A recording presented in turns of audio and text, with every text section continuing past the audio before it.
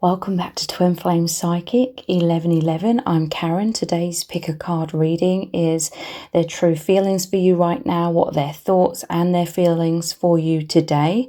There's 4 sets of cards for you to choose from. Set of cards number 1 is the 10 of Cups and the rainbow charm that says storms don't last forever.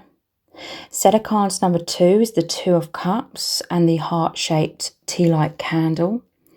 Set of cards number 3 is the Sun with the ceramic sun charm. And set of cards number 4 is the Ace of Cups and the moon-shaped crystal. So take some time to tune into the energies of these. See which one resonates with you the most. It's fine to be drawn to more than one of these as well. You can pause the video right now if you need to. And then we'll get straight into the reading. Welcome to set of cards number 1. You've chosen the 10 of Cups and the rainbow charm that says storms don't last forever. So what are their thoughts and feelings for you today?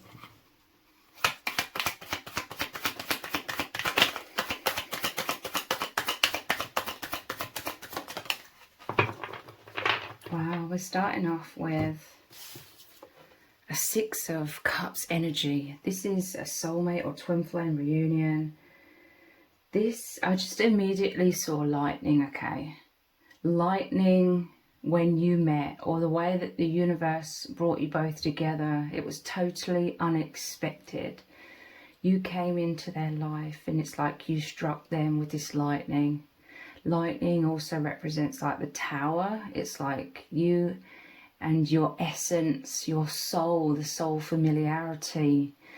It was like a lightning strike that crumbled so much illusion or falsehood, or it crumbled, it shattered like instantly or very quickly, like their old sense of reality. It broke these barriers down to them and these much deeper levels of the divine, deeper levels of perception.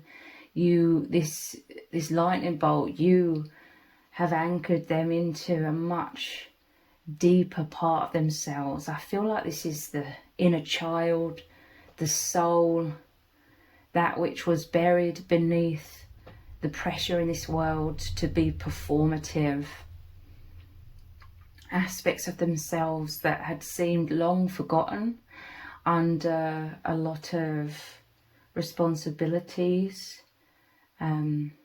roles that they were playing, being very busy, their mind very focused on daily tasks or whatever goals and dreams and aspirations they may have been having, or any kinds of worries or anxieties. It will be slightly different for different people, but there's this sense that they were just going about their life, tending to a lot of things, doing a lot of things, having a lot of responsibilities, so that it's almost like that's all they could focus upon. This is someone that's very dedicated, like they were dedicated to doing all of these things for others, primarily. Very loving soul. There's purity whenever the 6 of Cups comes out. It's the inner child within both of you. But yeah, I immediately saw this huge lightning bolt when this card came out, and it's like you've shattered like their old reality. I'm seeing like these whole layers of their old way of seeing things, perceiving things, what they were doing, what they were focused on, everything. A layer of that. They're still, you know, doing a lot of these things. They're still being very responsible, etc., etc. But it's like their perception, you immediately anchored them into seeing everything so differently. The crumbling, like the tower moment, is all layers of daily routine, I want to say, just suddenly falling away in a sense. Again, they're still doing all of those things, but it's like the perception, their awareness, that lightning bolt is, you really, really caught their attention. And I feel like you weren't even trying to do this. You weren't even realizing this was happening. But it's because you had this fated reconciliation, this fated meeting of souls you were destined to meet in order to massively help each other in spiritual awakening and reclaiming the inner child, healing the inner child, reconnecting with the true self within, with the soul, that which was abandoned and lost subconsciously. It fallen into the background so much. So you've really blown this person's mind over and over and over again, I feel. And I feel like there's this element that for the longest time you were completely oblivious to all of this going on within them. There's this sense that with them giving you the cup, traditionally it's the masculine giving you the cup, their heart, with them continually coming forwards to you, showing you their heart, showing you their feelings, through them wanting to be close to you in your proximity, them wanting you to notice them looking at you deeply, not just at your eyes, but into your soul through your eyes, them wanting their presence to be known.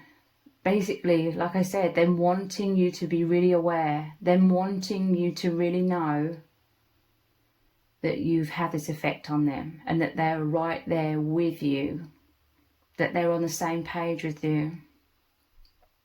They needed you to know this. They want to help you as well. In this deck, it's like they're helping this teddy bear up, holding your hand, reaching out to take your hand to help you up. So there could be an element of, they know that you've been going through immense challenges. You've been struggling. Maybe you couldn't see clearly because your mind was sort of imprisoned in anxieties. You know, when we're anxious, all we can see in our mind's eye is these worries. You know, we could be out and about, but we're not really seeing, we're not really paying attention when we're out and about, because all we can think of, all we can see is these anxious images or worrying images in our mind. So you were distracted. You were in like this mental prison or mental place where you were focusing perhaps on other things. So that acted like kind of like a shield, not to protect you, but it was like shielding your eyes from seeing clearly. But there's so much going on within the divine masculine, like they're mind blown, like life changing, instant or very rapid, like complete life change since they met you or since they became aware of your presence. It's like they knew that there was a very, very powerful soul bond. There's something really significant going on between you both. They knew this before you did. They knew it before you were consciously aware.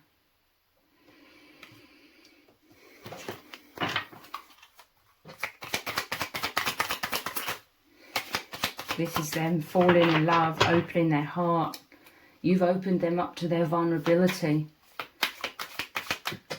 Their inner child could have been buried because of childhood wounds. Maybe they dealt with a lot of emotional neglect, or there was emotional unavailability surrounding them when they were growing up. They did not feel safe to be vulnerable, so they hid their inner child as a self-protective mechanism from a very young age. And I feel like they've been operating in their life without consciously realizing it. They've been operating from that shielded self-protection sort of mode. And it had dulled like their emotions. It had dulled or sort of buried. I'm seeing like a heavy energy that had buried their inner child, buried their soul. It was like lost and forgotten. I just saw an image, because this is like the teddy bear tarot. I just saw an image of a lost bear You know, like how a child, I had a bear when I was young that I loved, and I took it everywhere, and I lost it once. We found it again, but I was at the zoo with my brother and my nan, and we were on the bus and realised we'd left it at the zoo, so we had to go back. But I just saw a lost property box with a bear in it. It was like their inner child was abandoned, so they learnt to abandon their own inner child. This lightning strike is like all of these layers that the inner child was sort of stuck beneath. All of those layers of unconsciousness or numbness, splitting and falling away to reveal. And I see your person just glowing so bright, like you make them feel safe. They see you as so pure, they see you as so loving that you make them feel understood. They feel like you see the real them, or before you were aware of this bond, they knew that you would be the one to really see and hold and find that lost bear, that lost inner child, that lost soul within them. And you could be like really surprised, because they could have some sort of demeanor where they come across as very stoic, very strong, they're very courageous. I'm not saying they aren't all of these things, because they are, but they could also be in some sort of role, leadership role, and you could be like astonished. Like when you finally become aware of their love for you, and that they're trying to make you know that they're right there with you on that level of the inner child, and that, you know, they're opening that glow, they're opening their true self to you. It's the inner child, it's the vulnerability coming out. You could be like astonished, like, huh? Like, because you're used to seeing their demeanor, or maybe you met them at work, so they were in some sort of professional role, so they've got to be professional as well. But you're seeing this side of them that you feel as though not many people see this side of them. Or they do, you know, people do see this lightheartedness, open, loving, caring, compassionate side of them, but I feel like you are seeing, you're catching glimpses of who they really are beneath all of these walls, all of this self-protection that was so subconscious and self-conscious. You're seeing these really deep inner layers. And there's this element of you just being astonished in the most amazing way. Like it's just this beautiful surprise to you. And it sort of caught you off guard, like, but in a really positive way. You could be like, wow, I have like this profound an effect on this person. And that could make you feel very reassured as well. Like they take you very seriously, because you have such a profound effect on them. Like you really, something really clicks, okay? There's something about you that really resonates with them. Like I feel like you've activated their inner child, their soul. You just activated that which was locked away in the subconscious, that which felt, again, abandoned. There's sadness here. There's great sadness. There's great pain. I feel like it was buried. Like they weren't consciously aware of this pain, because there's someone that's very hardworking, there's someone that's very dedicated, and they're very focused. They're very focused on life and doing, achieving, accomplishing, helping others. And this could stem from, you know, it does stem from their soul, and that they're a very loving person. They are like a sensitive, loving, kind. They've got a really big heart. There's this sense that you see glimpses of their mask, sort of. It's almost like, you, again, it's like the tower. You could see their aura in your mind's eye, like their aura's cracked open in those moments where they really felt joyous. This could be when you reciprocate. because this is a coming together. Them coming forwards, maybe consistently showing you their heart, showing that they're right there with you, that they notice you, that they're connecting with you on those much deeper levels. When you show that you reciprocate, this could be where in your mind's eye you see the cracks in their armor, basically, where this light is coming out. There's a confidence within this person in certain ways, like there's a boldness in their aura, like their aura shines bright in certain ways. But when you could see the cracked armor because they felt safe in your presence to open their heart and feel, allow their inner child to feel again and come alive, you could see like this golden energy coming out from the cracks in their armor and starting to fill up their aura. This is the inner joy. This is, I'm telling you, it's like you've come into their life and you've adopted this lost bear that was stuck in lost property and all alone.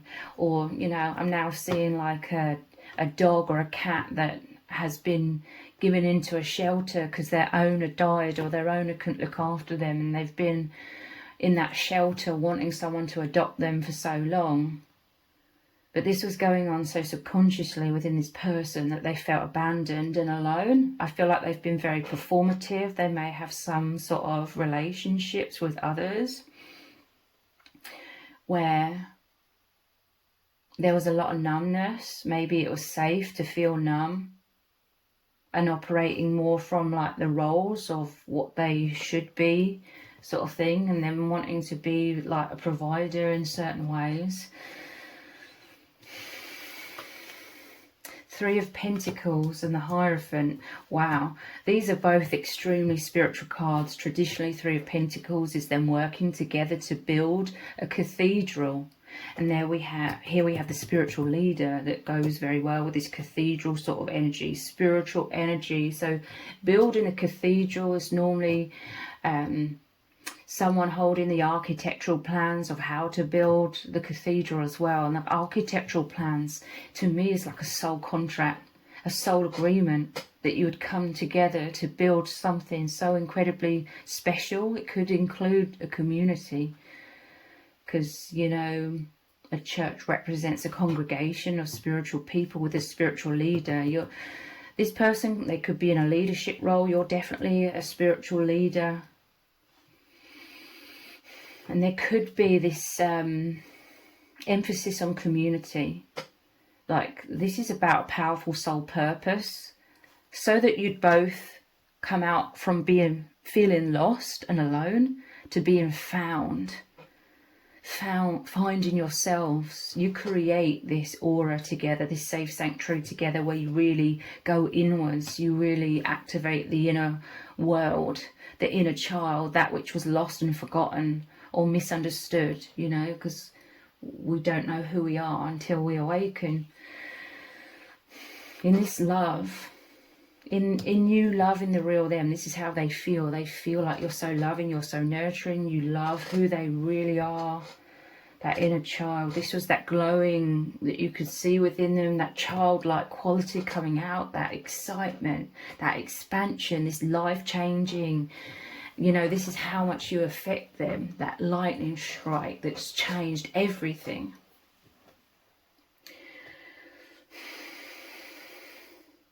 They are there for you and you are there for them. This is what they needed you to know.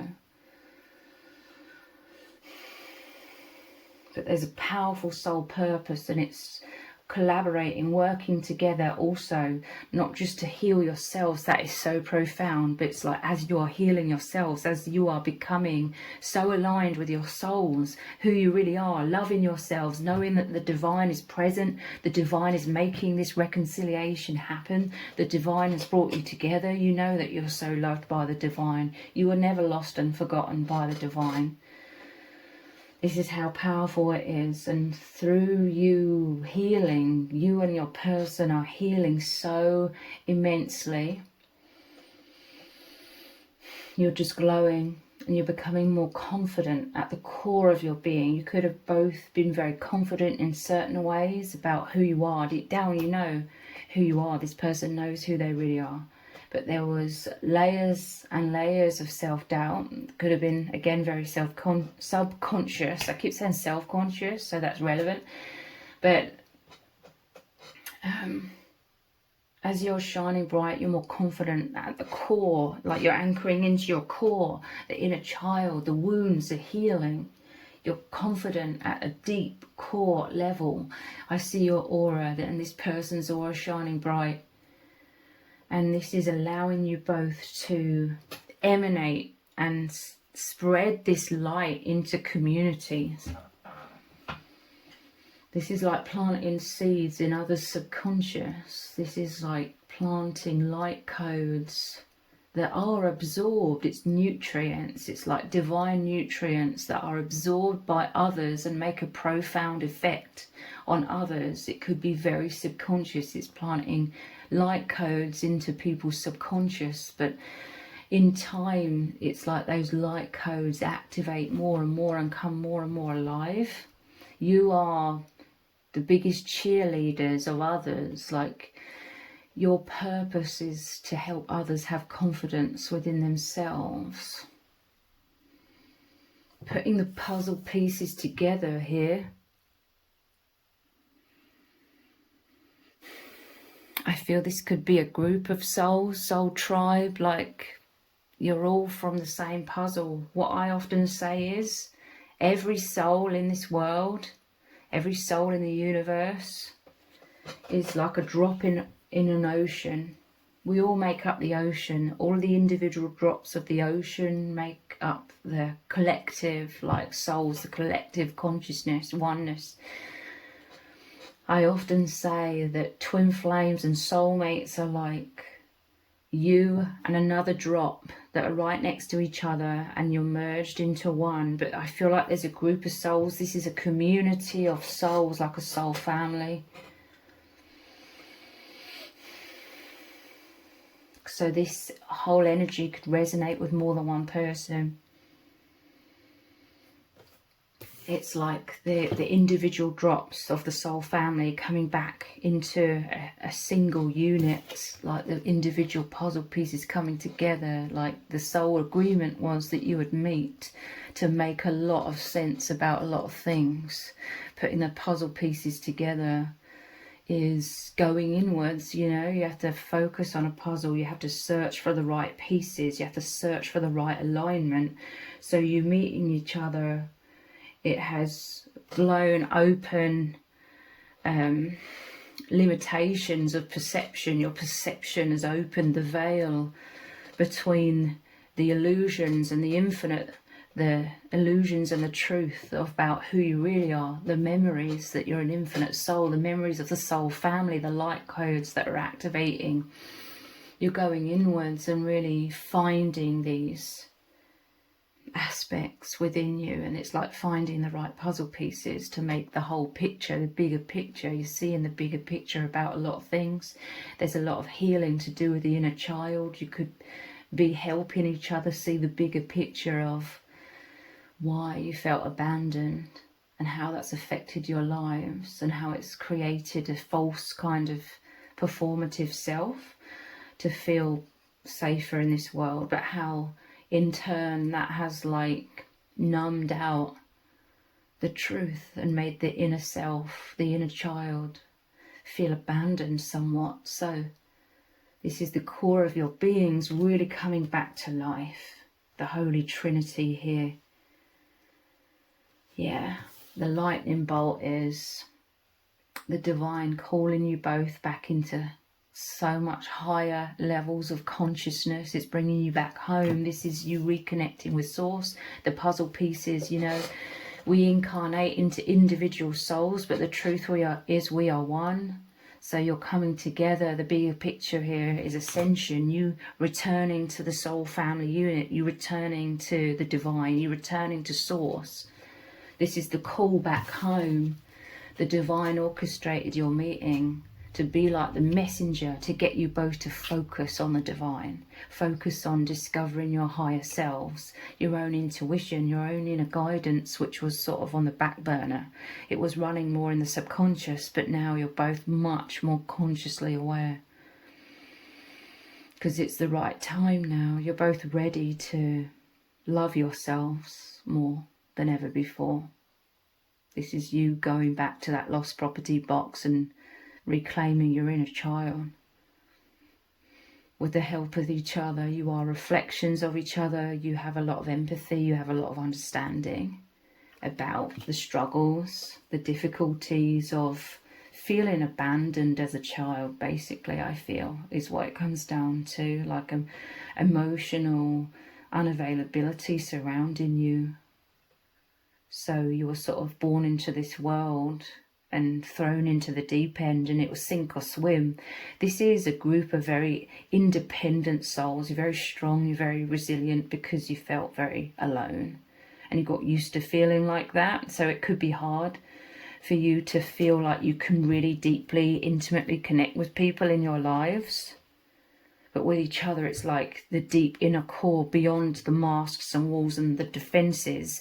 Your inner worlds are colliding and merged as one. It's very spiritual. Your energies have really merged as one, like the puzzle pieces, beyond like the 3D surface level persona. Your essence, your souls are one. It could make you both feel very vulnerable naturally,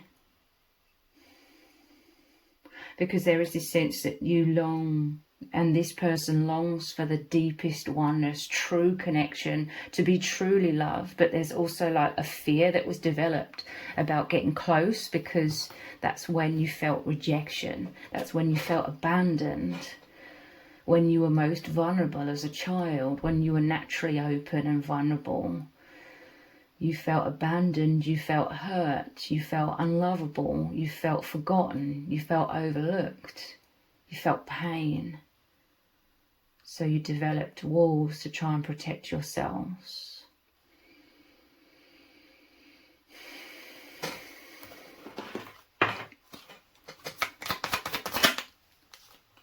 Yeah, look at all of this pain, Ten of Swords. It was like subconsciously, within this divine masculine, I feel like subconsciously they felt so much pain.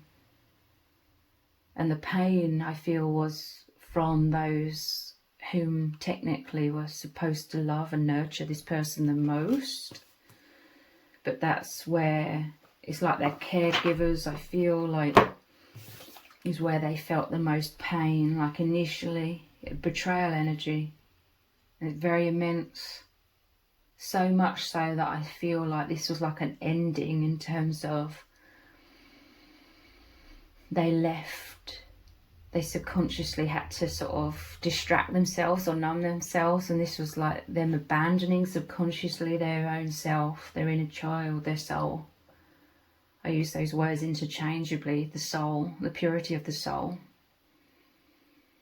It's like there came a point of leaving that behind, sort of buried and lost and forgotten in the subconscious, because it was too painful to deal with, I feel. So then there's a focus on looking outside of self, doing a lot of things, achieving a lot of things, helping others. There's still that, this has developed and created a lot of compassion. This person's soul is naturally very compassionate. That is who they are, but I feel deep down they've wanted to help others because of their own pain. They want to help others that may be going through pain, or they want to be that guiding light. They want to be like that spiritual leader, or that fatherly figure or motherly figure in some cases.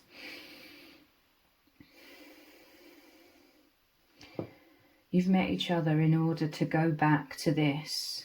To go back, this is like the bear that was lost and forgotten. The inner child. You've met each other in order to go back. Almost go back in time, I'm hearing as well, and see things from a much higher perspective now. Understanding ultimately that it wasn't personal, or it wasn't as personal as it really felt as a child. Obviously as a child it feels extremely personal, and it could have felt very personal for many decades. But now there's this level of maturity. It could come with age as well, like literal age. The mind is capable there's been this self-development. Like we naturally develop through life, through different experiences, but there's this coming to this time, this level of readiness to be able to now, through holding hands with each other, go back to your inner child within yourselves and reclaim who you really are from the higher perspective of love. You are both these. You are the followers in terms of looking up to the divine, following the inner guidance, really taking notice, introspecting, putting the puzzle pieces together, but simultaneously you're both also the leaders. This is your graduated older self. This is your parental self reparenting your own inner child now. You've both reached a place where you can go back and love your own inner child so you don't feel abandoned any longer. This is reclaiming the lost parts of yourself, of yourselves, as well as what I'm hearing. The puzzle pieces is like the fragmented self, the aspects of yourself that was left, lost and forgotten because it was too painful to be at one with this aspect of yourself. But now you helping each other to feel so loved, to feel so worthy, to feel so seen and understood, that is making you both grow and expand and be able to go through the shadows, look at the shadows. It was like it was subconsciously too painful to look at the shadows, or the shadows were too dense. Like I said, before you met each other, you were both trapped in a lot of unconsciousness. Everybody is in this world to differing degrees, but you are trapped in a level of subconscious or unconscious that you literally wouldn't be able to see the bigger picture before you met each other. But this lightning bolt is immense love and light, and therefore awareness. You know, the light means you can see, expanded perception, much higher awareness now, because you're much more anchored into light, into the love, and knowing you are these incredible souls, remembering the truth of who you are, because this is like a false perception of self. It's so painful that it was lost and forgotten. You couldn't face it, or you couldn't understand it for so long. But now with all of this light and this expanded awareness and this expanded self-love, you can go back and reclaim the parts of you that were lost and forgotten, but still very, very, very much in pain at the core of your subconscious. This is healing the blocks within, seeing yourselves through the eyes of love. You reclaiming all of these fragmented aspects of self. I'm telling you, there's this accumulation, there's this coming together. As you are coming together within yourself, you're reclaiming yourself, you're loving yourselves, you become closer and more one with each other. But also when you become more one with each other and you feel each other's love, it's like you're able to reclaim these hurt, lost, forgotten, buried aspects of yourselves again. Because this is like a heaviness that's at the core of the subconscious, the heaviness that sort of pins you to the ground, pins you to unconsciousness or low vibration or pain. This is a heavy weight that holds you down when your souls are wanting to rise up, wanting to elevate, wanting to ascend. So the divine has brought you together to really help activate each other, really help you see yourselves through the eyes of love, so that you can heal and release this heaviness, take out these swords that are pinning you to the low vibration, that's keeping you stuck in samsara. You know, this kind of thing can keep people or souls stuck, reincarnating over and over and over again.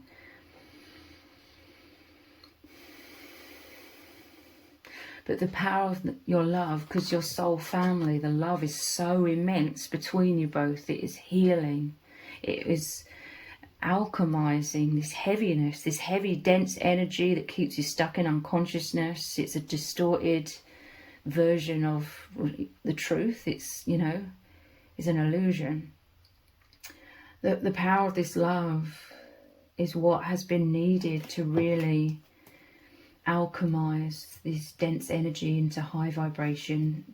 There's so much light, and this is the glimpses that you saw. when you reciprocated or told this person or showed this person that you reciprocate their feelings, that you are right there with them, you're holding your hand out to them as well. They can take your hand. That's when you could resonate with seeing these glimpses of golden glowing energy, and it was their inner child coming back to life, and it was them so happy to feel so loved, to feel like, again, I'm seeing that teddy bear in the lost property maybe for years, and then them glowing with so much joy is because you've come forwards to them and you've like taken them out. They could feel this on a soul level, like you claimed them on a soul level, even if you didn't consciously realize initially. Deep down you always did though. This is your higher self was claiming them.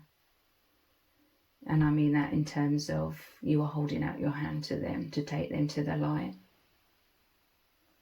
A deeper aspect of you was doing that before you consciously realized. You may have felt like an attraction to this person. You may have felt a magnetism to this person. But again, if you were like distracted by other things in your mind or in your life, you may not have seen it clearly initially. Yeah. To confirm, you had all of this heaviness within you. This is the same kind of thing that I've been talking about in this whole reading. There was some sort of immense heaviness, immense betrayal energy, immense pain that was stirring up these wounds deep in your core. And that's why you met this person. They're here, the love,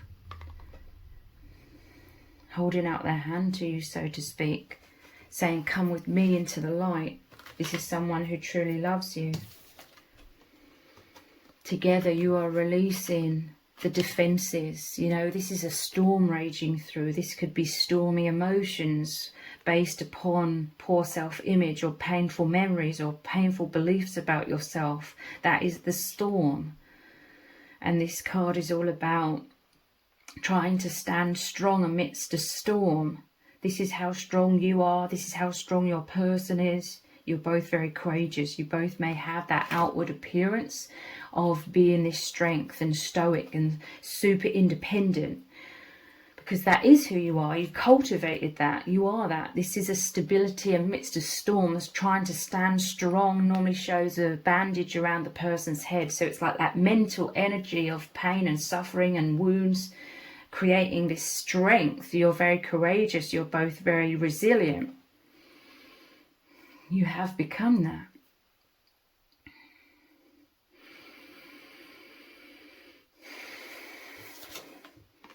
Nine and then 10. It's about releasing the heaviness though.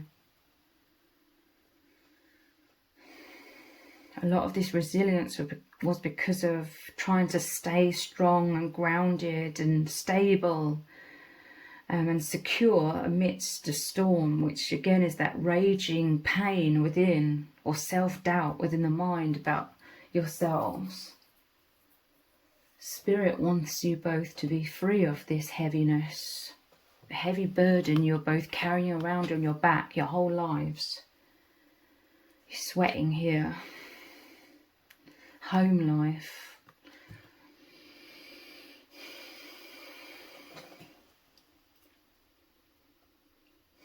This whole path, this whole journey that you've both been on, it's made you into the warrior spirits, or it's forced you to be that which you already are, warrior spirits, warrior souls. But now there's like a graduation here. You've met each other to graduate the heaviness. You don't need to carry on with all of this heaviness anymore. You're helping each other up. You're rising up. You're looking up. You're connecting with the truth that you're both incredible. You've met to be able to see this clearly, putting the puzzle pieces together. Traditionally, the Ten of Wands is they're carrying the wands in front of them. They can't see where they're going. They can't see clearly. And this is rooted to the spot. They can't move. There's a storm raging. They're having to hunker down, if that's the right word. They're having to build defenses to try and withstand the storm raging through. Look, the storm clouds are here, but then there's a lightning bolt. You met each other because this is an ending. 10s are an ending of a cycle. It was time to be done with all of this heaviness and needing these really thick self-defense because you felt under threat all of the time. It's time for you both to come into the light and not be blocked so much because of fear and the feeling of threat in this harsh world, and the fears of being vulnerable, and being vulnerable in the real self, being rejected and abandoned and judged, because that is the childhood wound. Okay, it's time to be done with that. Endings of a cycle. There's a storm brewing here, and then the lightning strikes, which marks the new beginning, the death of the old way of being, and the rebirth, the beginning of the new, which is the embodiment of so much self-love, the embodiment of the power of love. So you don't need to feel like you're protecting yourselves through thick walls. You're naturally protected by the most powerful force of love. This is what you're moving into together.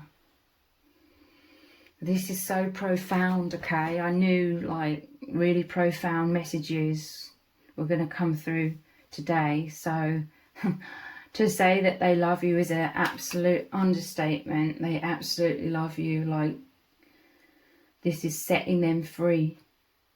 And they're coming forward, showing you that they are there for you, to hold your hand, to help set you free, rise up out of all of this heaviness, all of this pain, this density, rise up together into the source energy, into the self-empowerment at those much deeper levels now.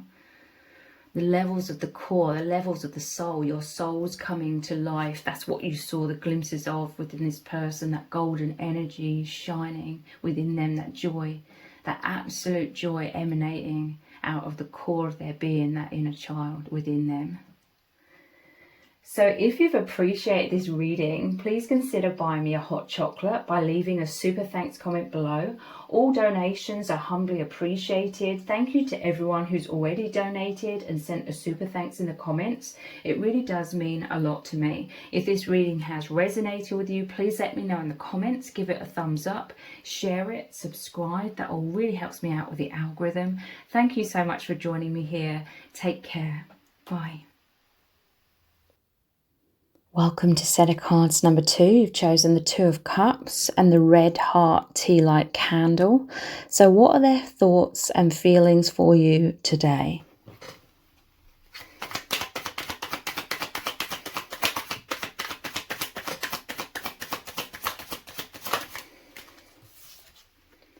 Wow, we have the Fool. This is taking a leap of faith. This is spontaneity.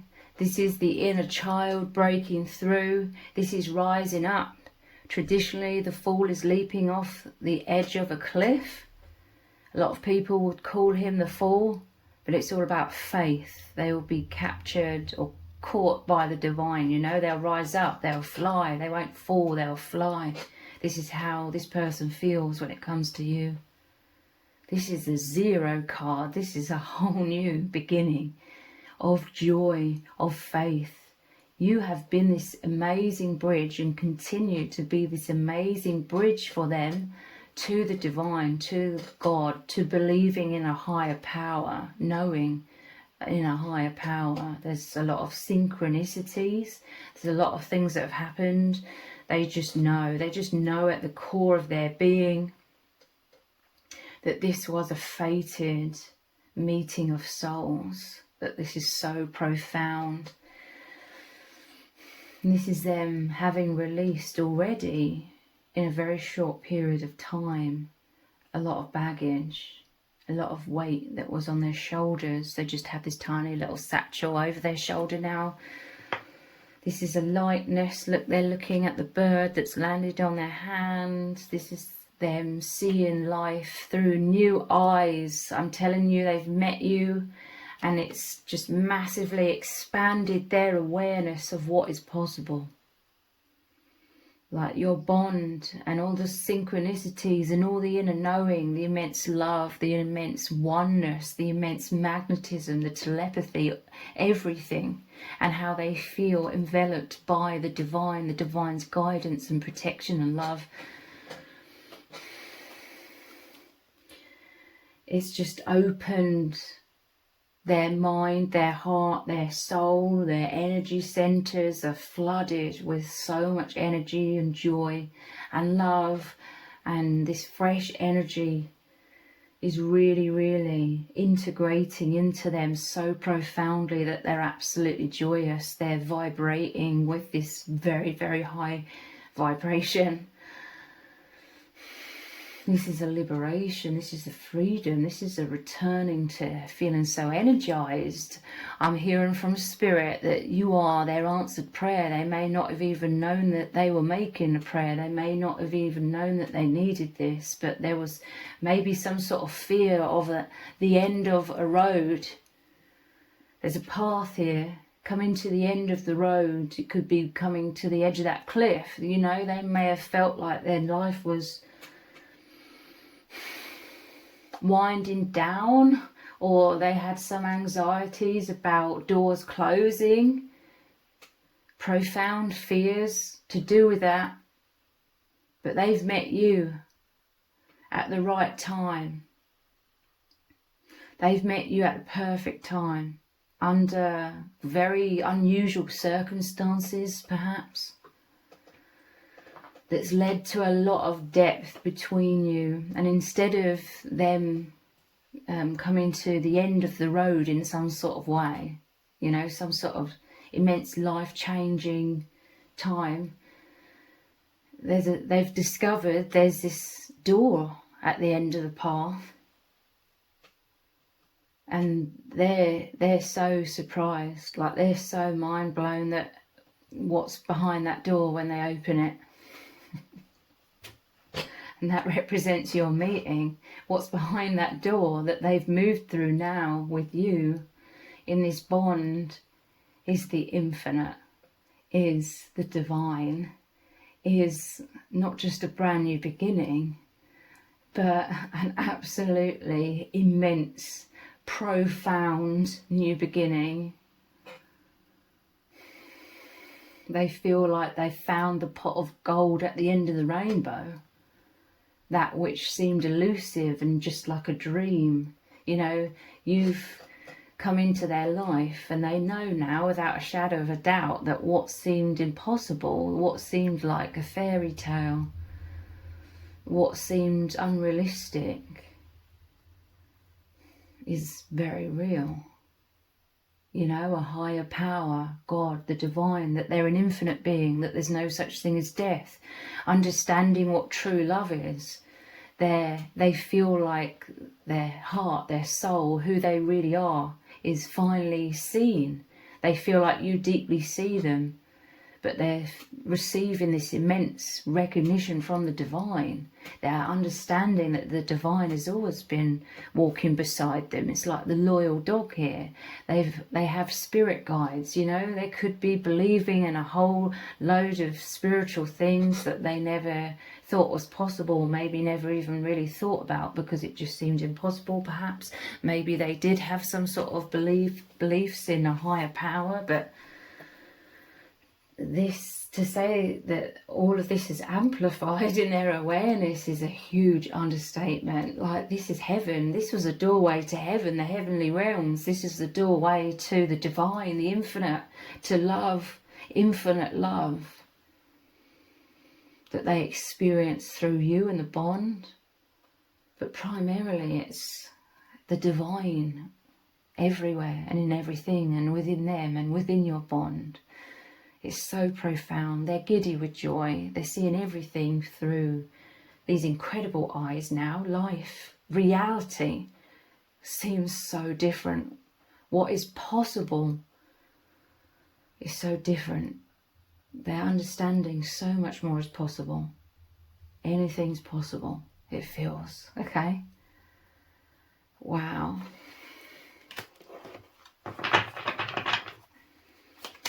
They feel invigorated. They feel childlike again. I'm telling you, this is like they've been reborn. They have been. And they never knew this was possible. They certainly weren't expecting this. Look, we have the Ace of Swords. This is the sword breaking through the clouds of illusion. We'll look at the other ones that came out in a moment, but this is like a bolt of lightning. This is that clear energy. This is that complete shift. The sword that cuts through the veil of illusion. The veil, you know, the conditioning, the programming of this false matrix, this world, to have such a limited perception of reality, a limited perception of who we are, a limited perception of love, and basically a limited perception of everything. This is the divine. This is divine intervention. It was their time to awaken very powerfully. This is the sword of the divine, cutting through layers of illusion, imprisoned perception, limited perception, parting the clouds, parting the veil to reveal the heavens, to reveal the truth. And this person, it's like they've moved through the doorway. The ace is a new beginning. It's interesting. We have the 0, the rebirth, and then an ace, a new beginning. And it's all about clarity. This is like you've come into their life and you've activated them. You've activated their energy centers. And this is the crown chakra. The top of their head is like opened. I'm telling you, it's the perception. The old limiting perceptions have parted. And there's a whole infinite of possibility that they didn't consciously know existed. This was all locked in their DNA, locked in their subconscious, but this is conscious awareness and the reconnection as you activate each other.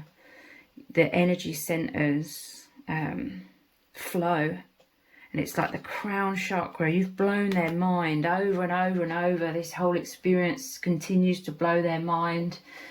It's like the ego death, or the false perception death, and the birth of openness, receptivity to, you know, having an open-mindedness about what's possible. So much more so than before.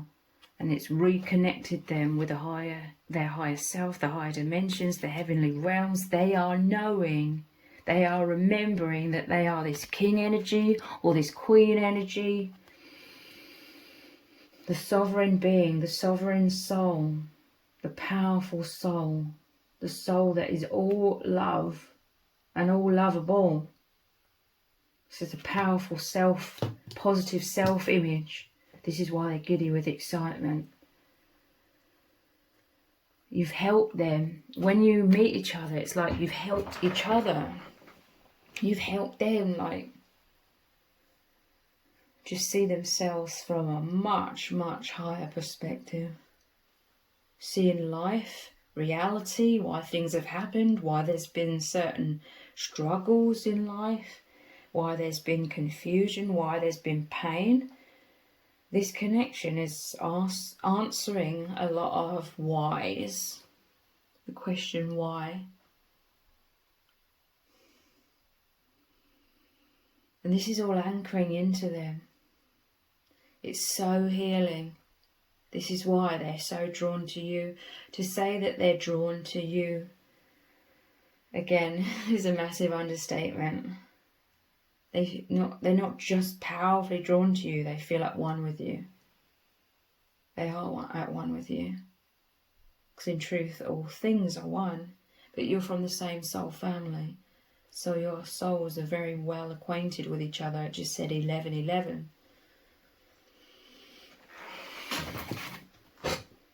Strength and the Page of Wands. With this Page of Wands, I feel like there's a youthfulness. This is the inner child that was locked away within them. They may have felt like the inner child, which I use interchangeably with their soul. The soul, the inner child. They may have believed for the longest time that there was something wrong with them, that they were broken, that they're unworthy, that they're unlovable. So they were burying that inner child. And being like the strength, being stoic, being powerful. And I'm not saying they aren't all of these things, because they very much are. But there's this sense that it was too painful to acknowledge the innocent, pure, vulnerable inner child that they felt there was something wrong with, because of childhood wounds, feeling abandoned, rejected, isolated, unworthy. But with you, I feel like they feel this safety to let this buried or hidden inner self become free. You help set it free. You're taming, look, you're taming like the dragon. The dragon is like, again, they are that strength, they are that stoicism, they are that courage and resilience and bravery. They are all of those things. But it's like they've met you so that you can love all aspects of them. Like you love the self-protective mechanisms, which are who they are as well. You love this version of them, the strength. But you also love the inner child. And with you, they dare to come alive. They dare for their inner child to come out so much more. This is them reuniting with their true self. Again, subconsciously, they were rejecting, ignoring, abandoning certain aspects of themselves, the wounded inner child that they thought was unworthy. They thought they had to purely become the strength, the independence,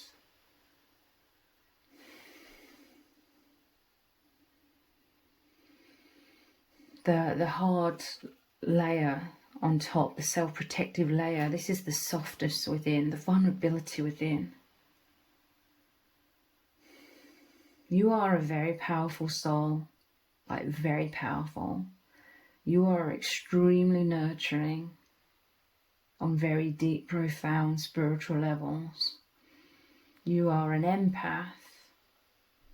You've met because you're mirrors. So they feel like you have this great understanding of their struggles, their wounded inner child, and how and why, like, they subconsciously retreated, their true self retreated deep within them. Certain elements of their true self definitely shine out and are reflected in their daily lives and in what they do, the positive seeds that they plant in the world and all around them. But there was very much locked away the vulnerable self, the private inner self. So they felt very alone. But they're joyous, you know, they're so happy, they're so joyous. The gates opening to the heavens is like welcoming them out. Your love, your nurturing. You tame their fears, so to speak. You nurture them into that safe sanctuary. Look, they've got this hard exterior, but they're soft core at the centre. And you naturally coax their inner self out, the soft side, the softness, the vulnerability out, so they can integrate. They don't have to be like this vulnerability locked away inside, and then the more performative somewhat, but the more strong, only showing the strong side on the surface. That's creates a duality, and they sort of got stuck on the surface level. Maybe a lot of their interactions with others kind of gets locked into more of that surface level, but they felt lonely deep down. Even if they didn't consciously realize it, their soul, their inner child has always been longing for deep, true, intimate, close connection of deep love, deep recognition, deep empathy, safety, stability. These kinds of bonds, what you provide for each other, is like a divine womb. That divine womb is you receiving the safety that perhaps was missing in childhood. You couldn't fully grow into yourselves and become sort of well-rounded. It was like fragmented, more of a mask and walls and performative self, and then the true self hidden behind the stoicism and the thick walls. So it was sort of fragmented.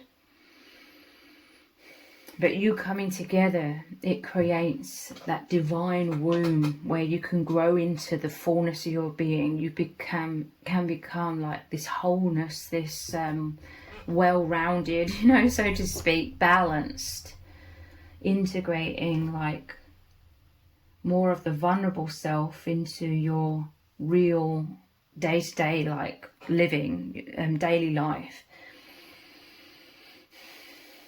You help each other to feel safe, to be the true self, and knowing you're not broken, knowing that you're not unworthy, that you're actually really, really incredible.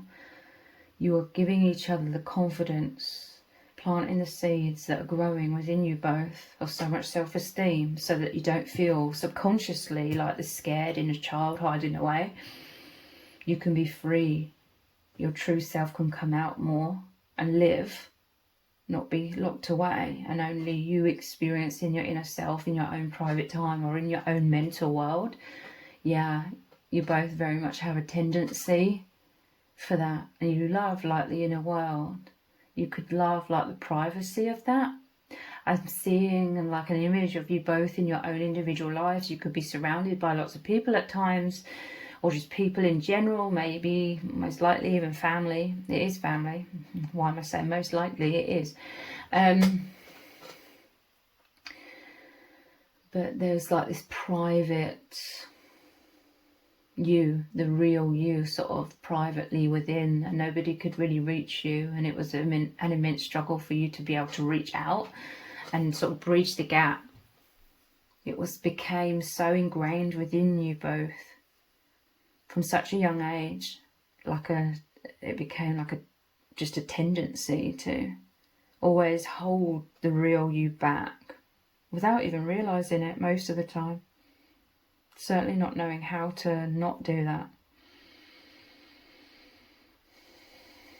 But this connection is like your true souls really coming out and embracing. Maybe in certain ways, maybe in the 3D there is a lot of that anxiety, a lot of the tendencies to be so self-protective.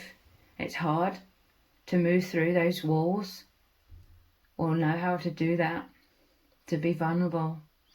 But on some sort of level, the soul level, the energy level, your thoughts, you have a very fifth dimensional and way beyond, much higher dimensional bond, connection, oneness, communication of your souls. On the levels where there is no rejection, it's like on the human levels, the 3D levels, there's these immense ingrained fears of rejection.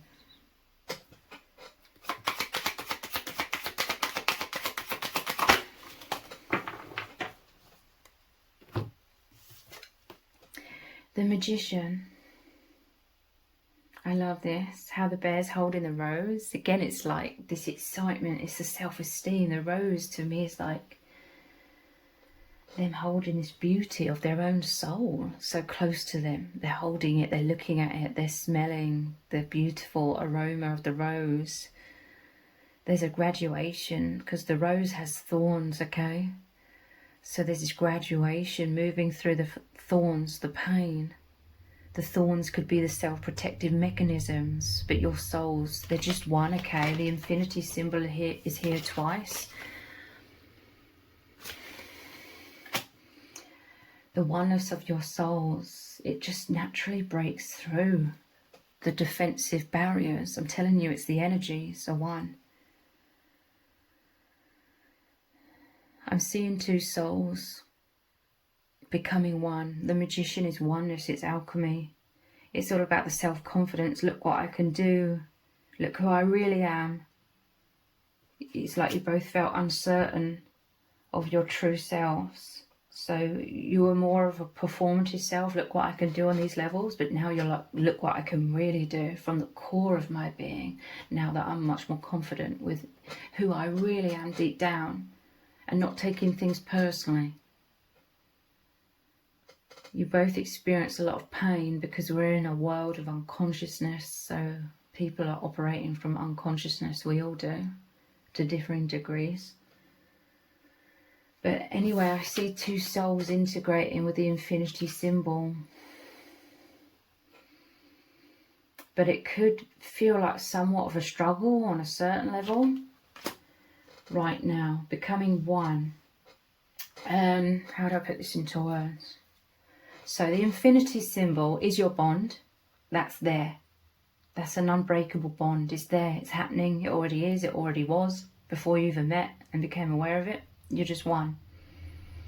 Traveling along this oneness, this infinity, you know, symbolized by the infinity symbol, traveling along this already there connection is your energies. But I'm seeing your souls are integrating, and both of you don't really know how to deal with that at the moment. I feel like I'm seeing like the black and the white, like the Two of Pentacles or the Chariot, the black and the white Sphinx. I'm seeing like both of you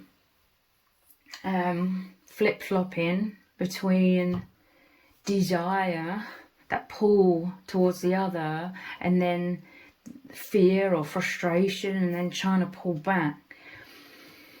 So I'm seeing like, instead of the energies running smoothly between you both, I'm seeing like the energies all around are one, but they're really jagged.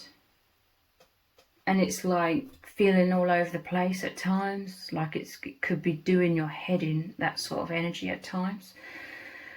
The surrender to it, the inner knowing, the desire, the flow to them, and then the fears, the frustration, all of the mental stuff. It could be deep wounds, limiting beliefs that are painful, kinds of things being dredged up, because that's what these bonds do.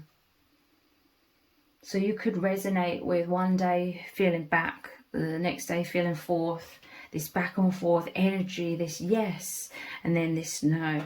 Or, you know, it's like the intuition, the heart, the inner knowing, and then the doubts, the fears, the frustration, the triggering. It's like an expansion and surrender, and then a restriction and holding back, pulling back. And this is your souls integrating, because like I said, the infinity, the bond is already there, it's already there. But as you're integrating, it's like anything that stands in the way is sort of being blasted out of the way. So there could be quite a lot of triggering.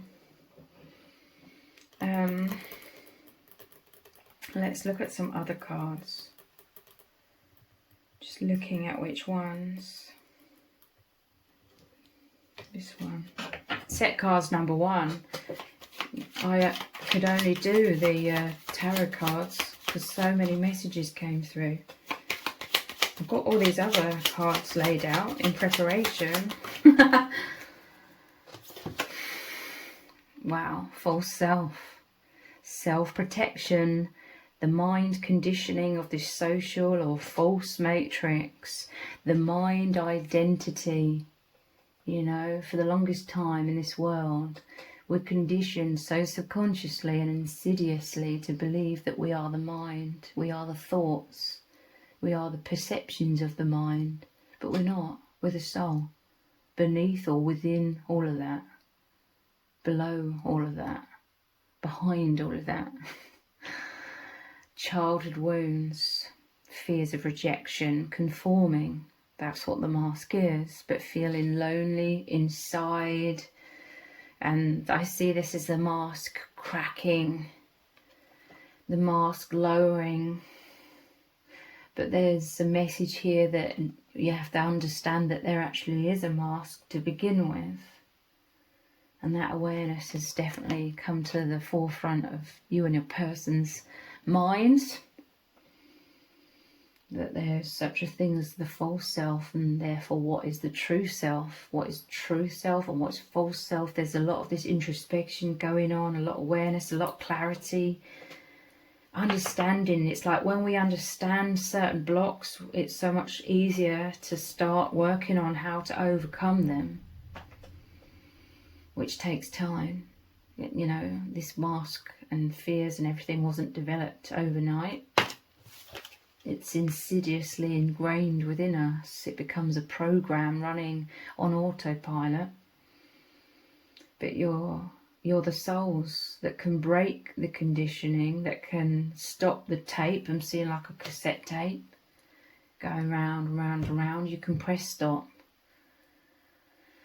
on this repeated belief systems that are holding you back. It keeps you stuck in the same vibration, going in the same loops, the same cycles, not really getting anywhere. But there's something about you've both accumulated so much experience or knowledge or whatever it may be, because there's a tipping point, like you reach the point where it is the time for you to meet, the time where you're both capable and mature enough to step out or step off the merry-go-round, step off the cycles on repeat, step out of the limited perceptions, the programming. That could be the wheel of samsara, the cycle of reincarnation as well, going round and round and round in circles. It's time to get off the merry-go-round. It's time to get real. It's time to become so aware. And they're just so happy because they're understanding that they're an infinite soul. They're understanding there's the real them behind self-defense mechanisms. They may not have consciously understood what this has all been about throughout their life, but they understand a lot more now. And they're joyous because they're knowing that they're not broken. They're knowing that this is an extremely common thing. I think everybody goes through this to differing degrees in life. They're not broken. They're not alone. They're not, you know, there's not something wrong with them that they subconsciously feared. This could be why they abandoned that inner child, because they feared that there was something wrong and broken and unfixable, and it was too painful to acknowledge. It was unbearable. But now, another huge aspect of you coming together is them understanding that this is actually an extremely common thing, experience, way to feel, and it's certainly not alone. In fact, they're understanding that a lot of people in this world, most people, are running on autopilot, not having any idea about who they really are as an infinite being. They're able to put everything into perspective, a spiritual perspective now. Scared. Yeah. They may have felt like they had no one to talk to about this. I don't even feel like they felt a call to talk about it. I feel like it's such a subconscious thing. Like their inner child was imprisoned and sort of locked away deep, deep within them, that they didn't even consciously realise any of this, really, before they met you. Their heart has been in a cage. They want to feel the deepest love, and they feel this with you. They experience this liberation with you. Their heart is set free. That's why we started off with the fall. This is like the 0 point, the new beginning. This is the feeling giddy with excitement, the freedom, taking a leap of faith, opening their heart, daring to believe, you know. They're very open-minded. And it's because you and this bond and this awakening resonates with the depths of their being. They just know it to be true. It resonates with that abandoned soul within them, in a child. Their heart was locked away. They've desired their whole life to just be loved. This is where all the pain came from, feeling unloved. So deep down they desired to be loved, but it could have been the most terrifying thing to open their heart. So maybe they just became numb. Maybe their experiences, their relationships with others have been operating from this numb kind of place. Numb frequency. Their real self, their real heart, their real desires were locked away. And, you know, put in the back of their mind, buried, scared of getting hurt. So they leap towards you, but it's normal for there to be like hesitancy as well. The fear of being vulnerable. But their heart, their soul, their mind, their desire all leaps towards you. This is their energy. This is what's making this infinite bond as well. This is the communication of your souls. You're feeling their energies. You're feeling their presence. You're feeling them thinking of you. You're feeling their love. You're feeling their heart. Because this was the locked away, real them that they'd forgotten about, I feel, until they met you, the lightning strike, and everything's come back to life in ways that they never expected. Life has become beautiful. Life has become magical. This is all of their repressed aspects of themselves are now much more liberated, free. There's free movement, free flow. This is the energy flowing through them, source energy, self-love, their deep emotions, their emotional world has come back to life. Fears of being vulnerable, self-conscious, guarded, sensitive to rejection, ego protection. It's all part of this path though. We can't realistically expect that suddenly they're aware of this connection and then instantly the door to this cage is open and all of these fears are just shed away like a snake shedding its skin, and that's that. That's totally unrealistic. It's always a journey. It's always a path of ever-increasing steps of taking leaps of faith. And there will be times where you don't take leaps of faith and you hold back. There, you know, healing isn't linear. It isn't all straightforward. It isn't all easy, obviously. But overall, there's immense progression, and there's already been immense progression between you both and within you both, and that continues. I'm feeling so much profound. I'm hearing the long haul. This is a long haul. In truth, it's an infinite bond. But this path continues on. There's so much profound unraveling of the restrictions, unraveling of the blocks, unraveling of the limited perceptions, and opening. There's continued openings, doors opening, anchoring in confidence, clarity. So many doors of clarity, doors where answers are going to be answered, questions are going to be answered, or so much self-understanding. I see like a corridor with all these different doorways. It's a path and you're moving down it, but along the way there's all these doors of, this was what this was about, or I understand this now. It's the integration of the truth. It's the integration of the soul, helping the mind to understand the truth of what's really been going on and is going on. Truth of who you really are.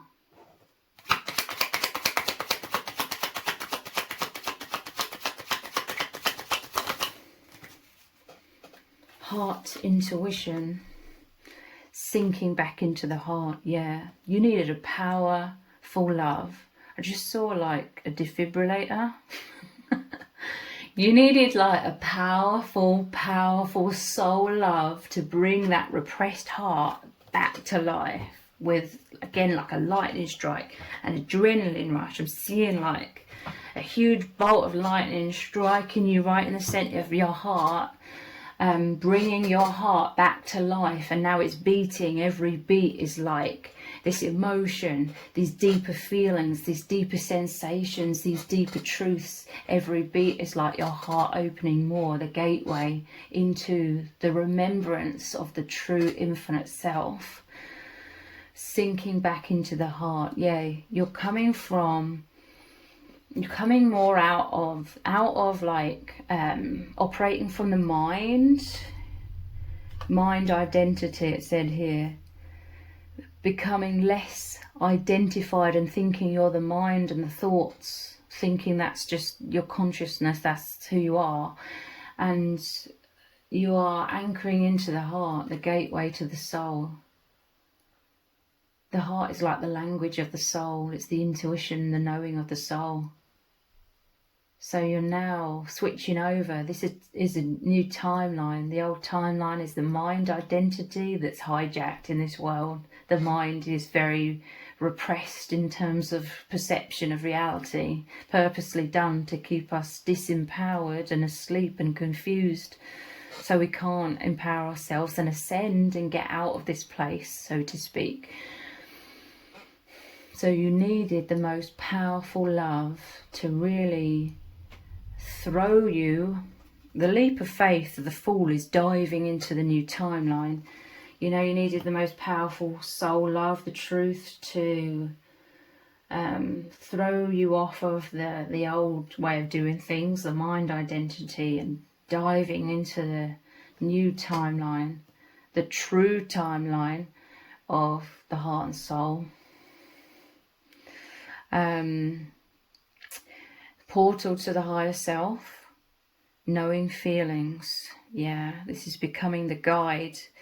This person's going inwards, they're introspecting, they're tapping into their intuition, the knowing feelings that they feel in their heart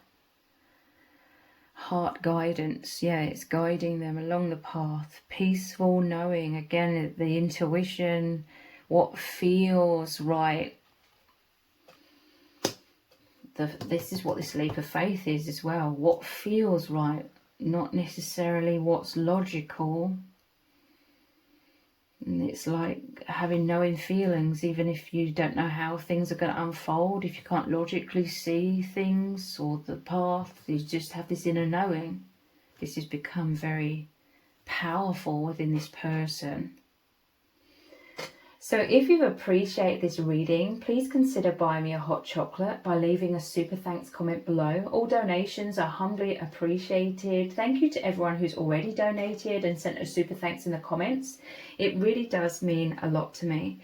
If this reading has resonated with you, please let me know in the comments. Give it a thumbs up, share it, subscribe. That all really helps me out with the algorithm. Thank you so much for joining me here. Take care. Bye. Welcome to set of cards number 3. You've chosen the Sun and the Ceramic Sun Charm. So this is their thoughts and their feelings for you today.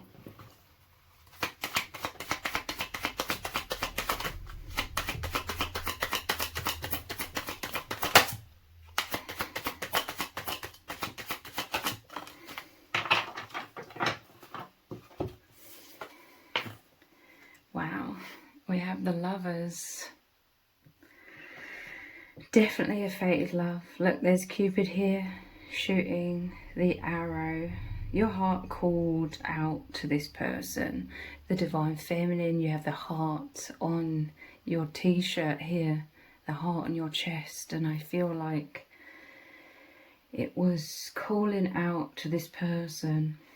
And by that I mean you are a Divine Feminine who is always searching for deeper alignment. You are searching to become more of your true self, to heal yourself, to be on this ever unfolding path of resonance, doing what feels right, moving in the direction that you're called to move in. It's very spiritual. You've been practicing a lot of self-love.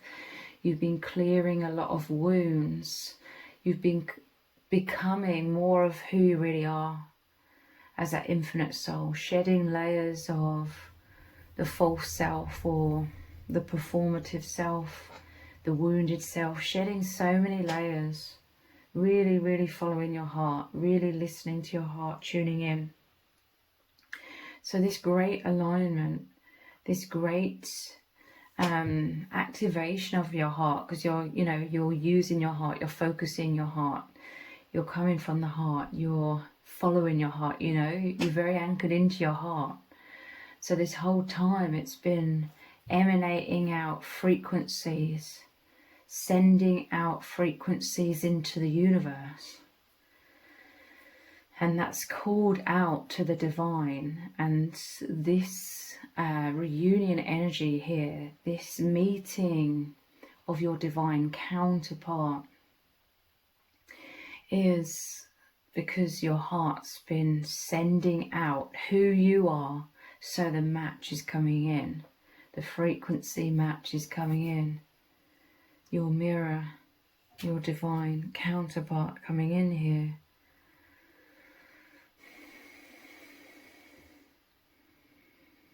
And there's definitely a sense of, the divine working behind the scenes. Seeing who is your mirror, seeing, that they weaved so many miracles into life and how things unfold. There's like a divine perfection behind the scenes, always manifesting and unfolding. And the divine definitely has this strong hand in figuring out the complexities. Like our minds can't even fathom the complexities, but to spirit, it's all miracles are easy,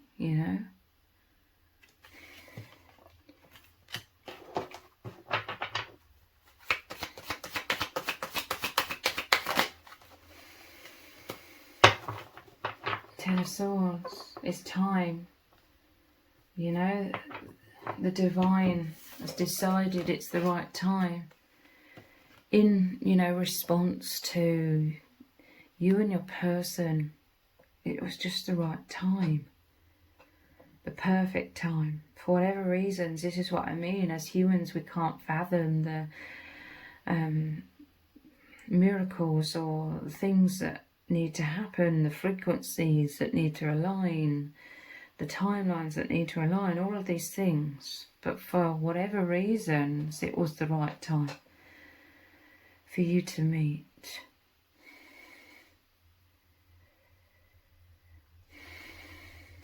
I just want to pull out more to clarify.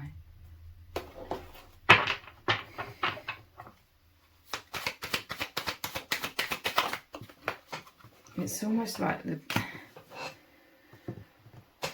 divine is pointing the arrow at this divine masculine. And it's like, this divine masculine, they've been through a lot of wounds. This would be the perfect divine masculine to come into your life. A great healing on both sides, great empathy. Divine feminine, you're this great healer. But this bond is providing you also with great healing. They heal you, they hold this space for you to grow into yourself. They could come into your life where it could just really inspire you to introspect even more deeply, to really have so much self-discovery, unearthing a lot of blocks, a lot of wounds, a lot of things that were hidden behind the scenes, that were blocks, unraveling those things. Seven of Swords and the Ten of Swords. What is this about, Spirit?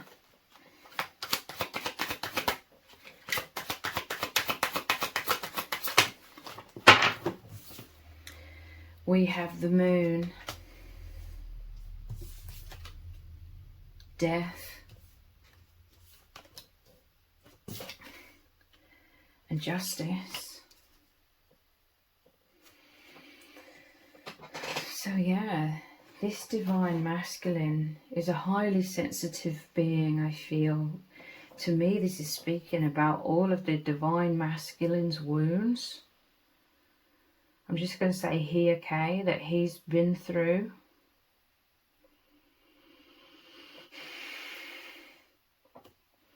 Betrayal energy, stabbed in the back. I feel this is a very sensitive divine masculine. I see that as a great strength, okay? I see that as an immense positive. But there's a lot of harshness that they've dealt with. They're an empath, they're a sensitive soul, and they've dealt with a lot of harshness. Betrayal energy, harsh judgment. They felt stabbed in the heart, stabbed in the back. With them dead on the ground here, and we have the death, and they're all injured, or their stuffing's coming out here, they look all dirty, they're abandoned at the side of this puddle or whatever it is. I'm seeing this as you're helping them to get up, because look, there's this water here, there's a crab that's nipping at their ankle.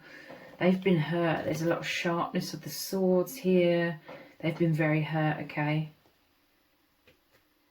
Holding a lot of wounds that they've been struggling to get up from, okay? And by that I mean these wounds were stuck inside of them. This divine masculine is highly sensitive because they've really, really, really given you their heart. They could be sensitive to rejection. They could take things very personally. I feel all of this harshness. I feel like it's criticism, it's judgment that they've received. It's become like their own inner talk, their inner dialogue. Like destructive thoughts, thinking badly of themselves, feeling unworthy, feeling like they're not good enough. This is so much pain, like within them, I'm telling you. It made them split off from themselves.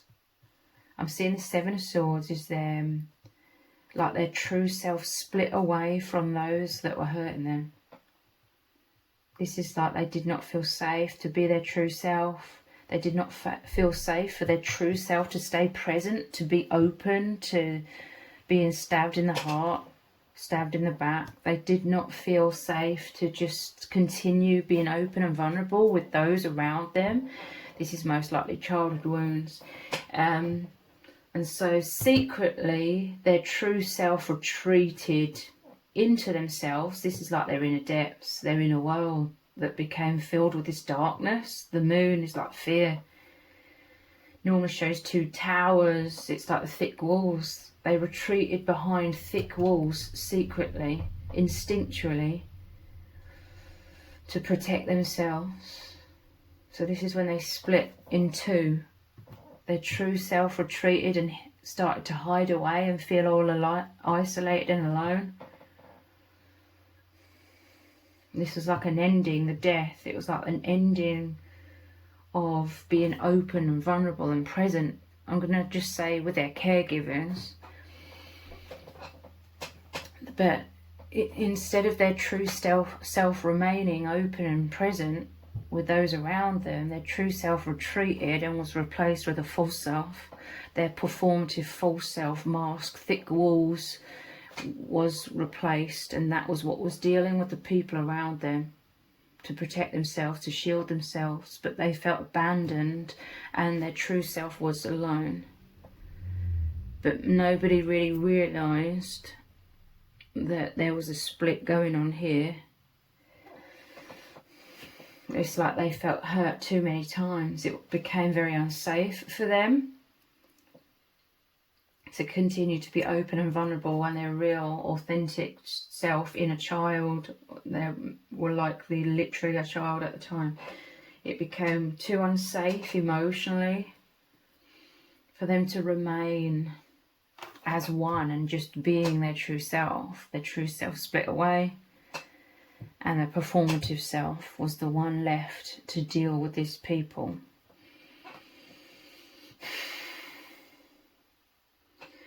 And then I see them just in this sad, like lonely darkness, lonely place within, like their inner world. The wolf and the dog calling out, howling at the moon is like their soul in pain. Their soul. You called out to each other, okay? Because this was their soul throughout their whole life, feeling so alone in the shadows, with this pain reverberating around within them, feeling unworthy. All these swords, I feel like the swords are like initially external, like judgment, criticism, or just emotional unavailability that felt very painful, felt like a rejection, and that they weren't good enough to be loved, sort of thing. All of that has like remained within them. Their inner world is full of these dark clouds, and it's like the night time here, and the reverberation or the rumination or all this pain, all of this belief about unworthiness circling and being held within the subconscious because it's become a self-belief. The swords are, you know, it's become their own thoughts, their own perceptions of themselves. They became very secretive. Both of these cards to me are secretive energy. And basically what I mean by that is just hiding their true self away. Retreating inwards. And the crab nipping at their ankle here. It's like all of the memories. The swords are on their back here. You know, they're stabbed in their back. They may have been just through the passage of time, a little bit of healing, but they're still carrying the weight of all of this, these wounds with them. They could no longer be their true self around others, and it's become their pattern throughout their life. But there's two here. There's a wolf and a dog. This is like the lonely, lost souls hiding within yourselves that were calling out to the universe, calling out to the divine, calling out to the soul family. Even if it was subconscious in childhood, calling out to a higher power for help because you felt alone at a time when you needed to feel the most supported and like you weren't alone. I feel like this is what is called your soul family. Much closer, you were in survival mode, so very subconsciously and very instinctually you bridged the gap. You were able to unite with your soul family, your spirit guides in the higher dimensions, the deeper dimensions that were residing within you, or was with you, or was guiding you. Very subconsciously initially, you went to them because you needed help, you needed support, you needed guidance, you needed a firm foundation, so your spirit guides created that for you.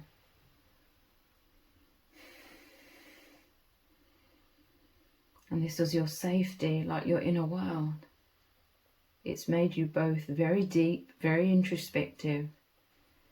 But there's a sadness, there's a lingering sadness throughout the years, throughout the decades of feeling alone, still holding the weight of those wounds and believing that you're unworthy. And it's terrifying, okay? Very scary having to deal with this harsh world, feeling all alone. It's made you both incredibly independent. This is also like your independence. Maybe you felt very misunderstood in this world. Maybe others had like much more supportive, like parents, emotionally available parents. It could be very painful to you at times. You know, you could be happy for other people, but sometimes, especially when you're growing up, it could have been exceptionally painful when you saw other people's parents being so emotionally available with their children, with the other kids around you at school and stuff. Even though you were aware that some other kids really did have a difficult upbringing and difficult relationships with their parents. It could have been exceptionally painful if you saw Other like parents showing affection, saying I love you, showing worry, you know, kissing the children goodbye for the day, you know, leaving them at school and saying, be good, like, take care of yourself, love you, and giving them a kiss and a hug and stuff. Could have been very painful if you weren't receiving that. And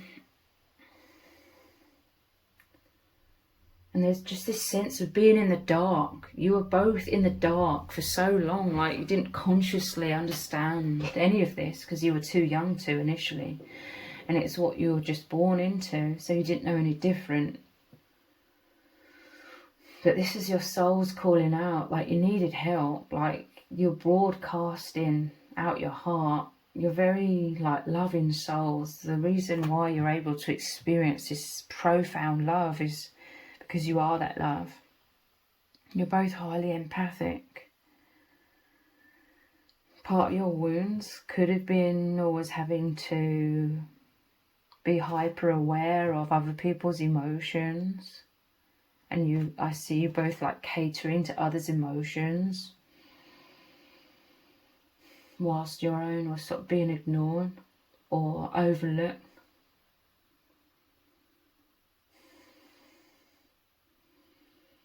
So over time, you've just been calling out. There's this sense of immense fear, immense anxiety. You could have dealt with a lot of anxieties. This could be what's you're carrying on your back here, a lot of anxiety. You've been through immense trauma. This has led to many deaths and rebirths. You could have, I feel like you've both experienced other very painful experiences which were like a direct reflection of the wounds that were already within you, just playing out with other people. You were both searching for love. You were both searching for approval. You could have worn your hearts on your sleeves. You were needing, you know, that love. You were needing that light because you never received it. You were needing it. So that may have played out in your younger years as like a neediness which repels anything healthy. So there's a sense of you discovering maybe over and over, like the hard way, where it just felt like more and more like rejection. It was like confirming, in quotation marks, your biggest fears that you're unlovable. But you didn't realise then it was because you were operating from so much self-doubt, not knowing your worth, feeling unlovable, and you're coming from those wounds, and it was the wounds that block love. But obviously in your younger years you didn't realise that, so you kept searching for love or wearing your heart on your sleeve, and then you kept feeling abandoned or rejected, and I feel like you went through a lot of deaths and rebirths, like a lot of pain, like it was so painful that your soul was almost forced to shift out of it. Or just hold, also, you know, accumulating more and more of that pain and poor self-image. It's like you're desperately wanting someone external to prove to you that you are lovable. But it's like you had to find that self-love first before you could attract in this immense true love. But nonetheless, even though you shifted so much and you reached a tipping point to be able to attract this divine love, there's still wounds, you know, we're all human. There's still a lot of wounds within them, within yourself, that needed to be cleared. And that's where this immense soul love shines so much love, so much light, making you make this person know, and they make you know that you're so worthy, that you're so lovable. They know that the divine has brought you together. They see this bond as such an incredible gift. And it's like confirmed to them or validated to them that the divine is there with them. The divine is helping them. The divine wants them to know their worth. But there is definitely something about you both individually had to reach some sort of tipping point where you were much more aware of your worth than what you were in your younger years.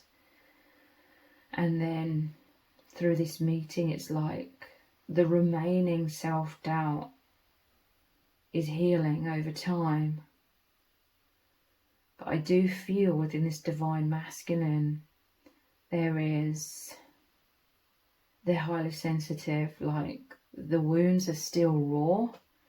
They still might not know how to fully like believe in themselves and their lovableness. They may sort of look to you and how you feel about them maybe a little bit too much to determine their self-worth. But they're healing. They've already healed immensely and they continue to. I'm telling you, with the justice at the other end here, it's like the love they truly deserve and the love that you truly deserve coming in through you meeting each other. But I just keep seeing the angel pointing the arrow at the divine masculine. They're like, this soul, this person is the perfect person to love you in the way that you deserve, and you are the perfect person for this person to love them in the way that they deserve. Because neither of you deserved, you know, to go through any of this harsh emotional trauma. But I do feel like your souls agreed to go through so much trauma because it would lead to so many deaths and rebirths.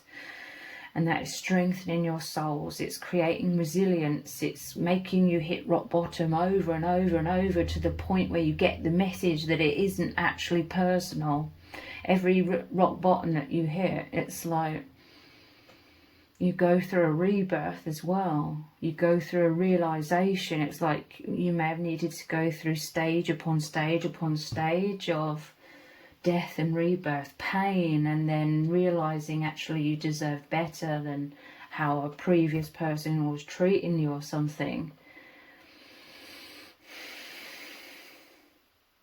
You've learned through a lot of pain, the both of you, to the tipping point, because the scales here, it's like you reach a tipping point where now, for the most part with each other, you're learning through love and harmony and joy and peace rather than pain.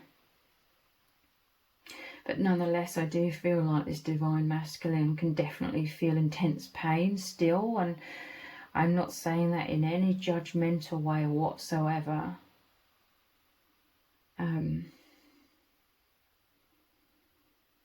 You're both, you know, we're all still learning.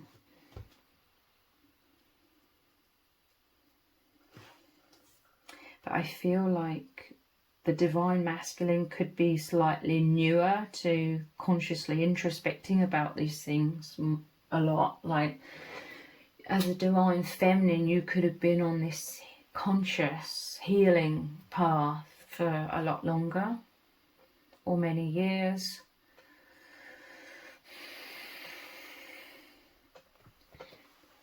Let's look at some oracle cards.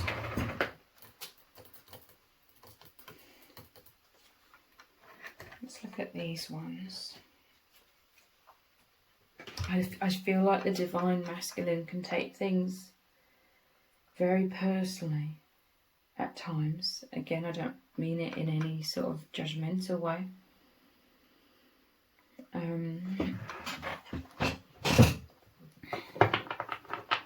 They're still learning how to create that solid sense of self and knowing their worth, like really, really integrating that into their being on all levels. So much immense healing has occurred for you both already, so much so. But divine feminine, I feel like you love the divine masculine completely, but sometimes they just doubt this, or sometimes they just take things personally, and I feel like they have a lot of pain that is triggered within them, but you love them completely. It's just, look, there's a blindfold here. It's like sometimes they just don't, they really don't realize it. But you do. You love them completely. And I feel like there's others around that could know about your bond, and they all know. They can see clearly, because it's easier for outsiders, in a way, sometimes to see clearly. I feel like others can see clearly that you as the divine feminine, like, love this divine masculine completely.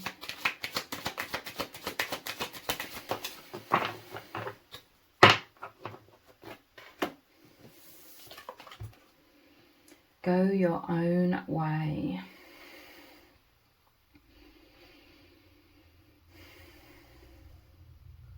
I feel like your bond could be moving into more independence. There's not an abandonment here. You're not abandoning each other. But go your own way. You're always walking down this path of healing. The moon is always about the path of the unknown, stepping more into vulnerability, stepping more into your true selves. You're always walking hand in hand down that path. But I feel like you're both, this is a really good thing, you're both becoming more independent as well at the same time. It's like you're always there for each other, but you're becoming more independent whilst always being there for each other, if that makes sense. I feel this is like a map, the compass, the path.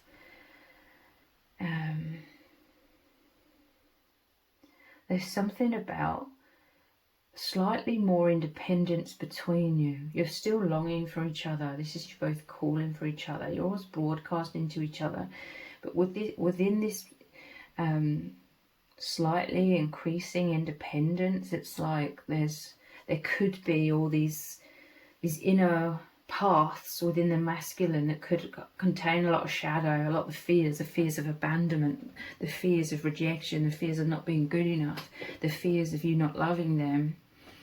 These could be the paths that are presenting themselves for this divine masculine to explore, bringing the light and the truth that they know in their heart into these darker areas. These maps could be like the neurons, the pathways in their brain, where there's some sort of conditioned programming of self-doubt and feeling unlovable because of their abandonment wounds.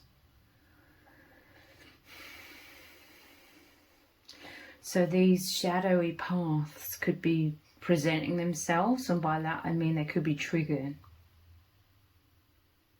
But they're called to explore those paths rather than avoiding them, because the Seven of Swords could be also relating to avoidance. Maybe they're having to confront these inner fears, some sort of depths are coming up. This is like shadow stuff that's been stuck in the subconscious coming up. They may need to experience the pain, okay? Leading to a death and a rebirth, where ultimately they know it at the end of the day, or they will know, like, it's not personal. Whatever they may think is personal, or whatever triggers them and makes them feel heartbreak. Because it's not real, it's an illusion. They have a blindfold on here. If they think they're unworthy and they're not, you don't love them, it's an illusion. Because you love them completely. You started off with the Lovers. This is like that perfect match.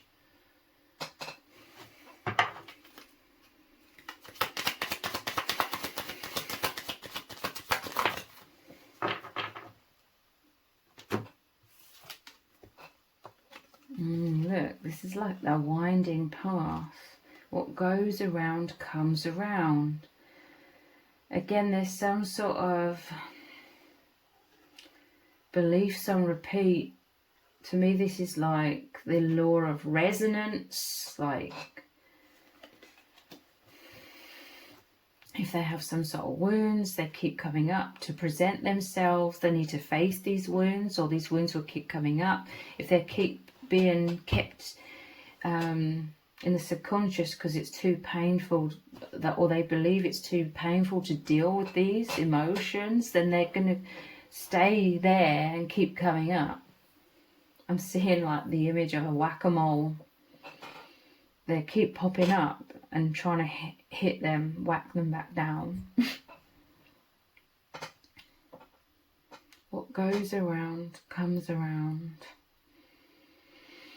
Again, this is that law of resonance, confirming like the pain of the past. Whatever we believe about ourselves it will keep presenting itself. If we believe a lot of illusions that we're unworthy, we're going to attract a lot of illusions where others make us feel our own feelings, or, confirm, in quotation marks, our own beliefs, or we believe that they're confirming our deepest fears that we're unworthy.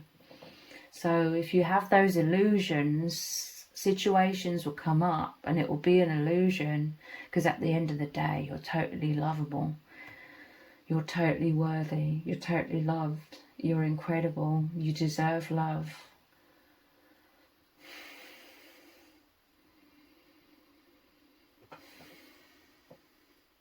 There's some sort of, I always see this fence as like an impasse, like you can't continue on down the same route. So there could be all kinds of wounds that are coming up. It may not necessarily all be to do with your connection. It could be all kinds of fears and wounds and stuff that perhaps the Divine Masculine was subconsciously avoiding, facing, or just unable. A lot of times, we have all sorts of wounds that we don't know is there. We don't know what's going on within us. Therefore we don't know how to confront them or heal them or look into them. Oftentimes a lot of stuff just happens to make all of these wounds come up from the subconscious into our conscious awareness, i.e. we really feel the pain and all kinds of negative limiting beliefs come up, and then we have to face it. It presents itself. So they could be going through any kind of situation that's triggering up all kinds of wounds, because they can't continue on with these wounds still stuck in their subconscious. So all kinds of things could be happening to make them have to deal with these, or because they've come up, they know they're there, or that, they will know every step of the way. Even if they don't know, subconsciously they're just being led down the path of healing this.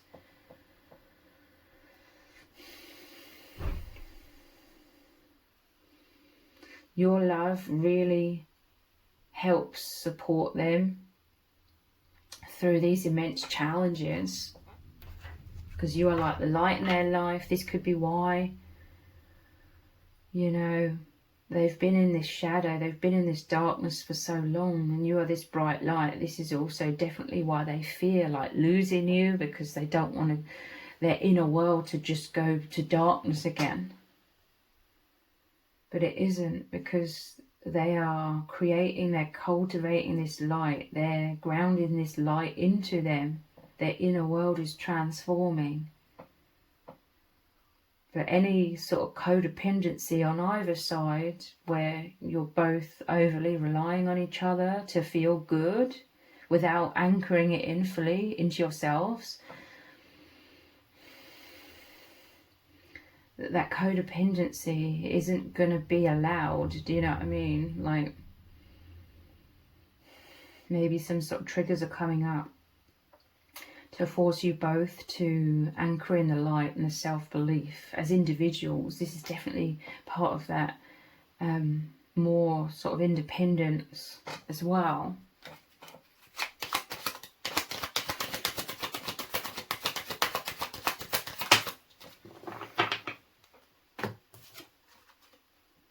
Springtime renewal. Yeah, I did notice this. There's the moon card, and in the death there's a sun right in the corner. So like death and then rebirth. Justice. This is cutting the ties, releasing so many wounds, taking the blindfold off, seeing clearly, coming into balance within self. The love that you truly deserve to help you love yourself in the way you deserve to love yourself. Springtime renewal. And there's the sun again. The sunrise, the sun breaking through. There is some sort of breakthrough. Sometimes we go through the darkest night before the brightest dawn.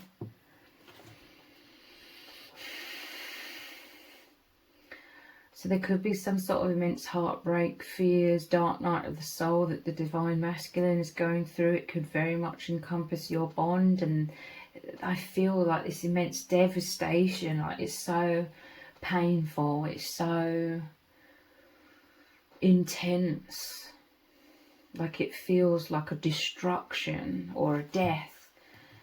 You know, when they think of you, when they imagine, because it is their imagination, if they think this way, when they imagine you not loving them,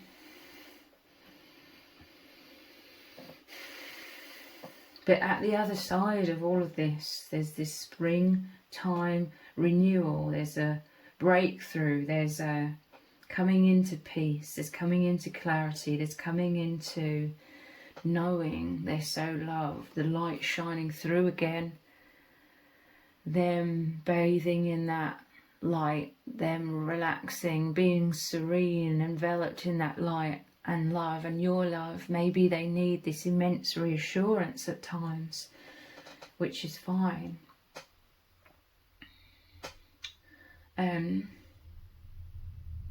But I feel like there's some sort of more independence where they're being called, like by the divine, to really, more so than ever before, because they have already been doing this immensely, but more so than before, they're being called by the divine to really anchor this light. They have to confront like these doubts in their mind. They have to confront any sort of subconscious belief that, you know, theoretically, whatever you think or feel of them determines their worth, because that's an illusion, a complete illusion. But nonetheless, there's some sort of very powerful breakthrough that is going to occur where they're going to know their worth. I do feel like there's reassurance from you that does help. But I really just feel like this is the time where the divine is calling them to really create this immense, like, inner knowing, anchoring in this stability, this security that they create themselves of self-worth, like more than ever before.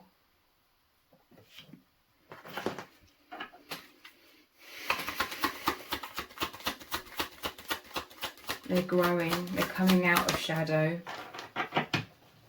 after going through a series or a time of shadow, death, rebirth, facing their fears head on. Then there's an opening because they feel safe, they feel held in the love that they accumulate themselves and from you and from the divine. Yeah, I'm telling you, they're leveling up. We often level up through great challenge. They're in the elevator going up and up and up and up. There's some sort of cycle. It could take months. It could take longer than months. But there's some sort of immense cycle where they're upgrading, they're leveling up. They're going through a lot of triggering. It leads to a lot of introspection. This is like them going inwards a lot because they're in a lot of pain. You know, sometimes when we're in a lot of pain, we try and subconsciously use our mind to validate whatever we need to believe to think that pain isn't real. But then, you know, any beliefs about being unloved, especially by you, the divine feminine, is an illusion anyway, because you love them completely.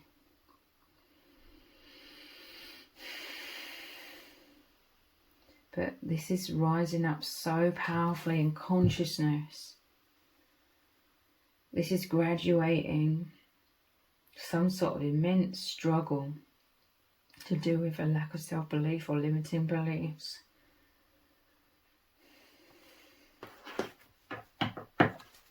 Coming out the other side, you know, getting to the top, the doors opening, and then walking out the other side of this.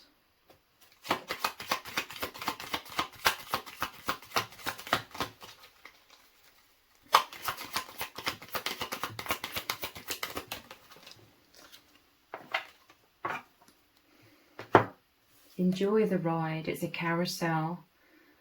So interesting, because I said in one of the other sets of cards, it's time to get off the carousel. To me, this is circulating thoughts, things going on repeat. Things could be presenting themselves, showing up in their life on repeat, some sort of wounds. Because it's the divine constantly trying to get them to confront the reason behind why this keeps coming up. It's an illusion, and it keeps going on repeat until they face it and realise it's an illusion. Enjoy the ride. So this is also about enjoying the journey, enjoying the path. Life is never about, it's an illusion, thinking when I get to the destination, then I'll be happy.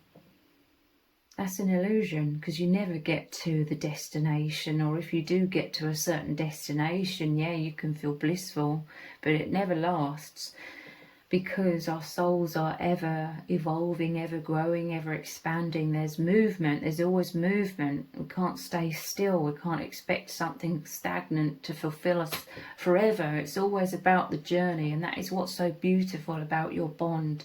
It's this ever unfolding and evolving journey that you're walking down hand in hand, of ever increasing growth, reaching higher levels of confidence, yes, and consciousness, and releasing wounds, seeing clearly that a lot of the wounds, a lot of the pain, if not all of it, you know, the emotional pain is based on faulty perceptions of self, you know, negative beliefs or negative storylines attached to events that happen in life, and taking it so personally and taking it to mean, oh, this has happened because I'm not good enough, or I'm broken.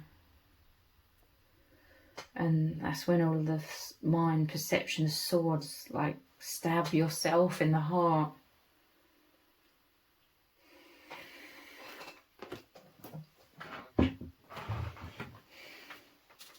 Let's get one final card.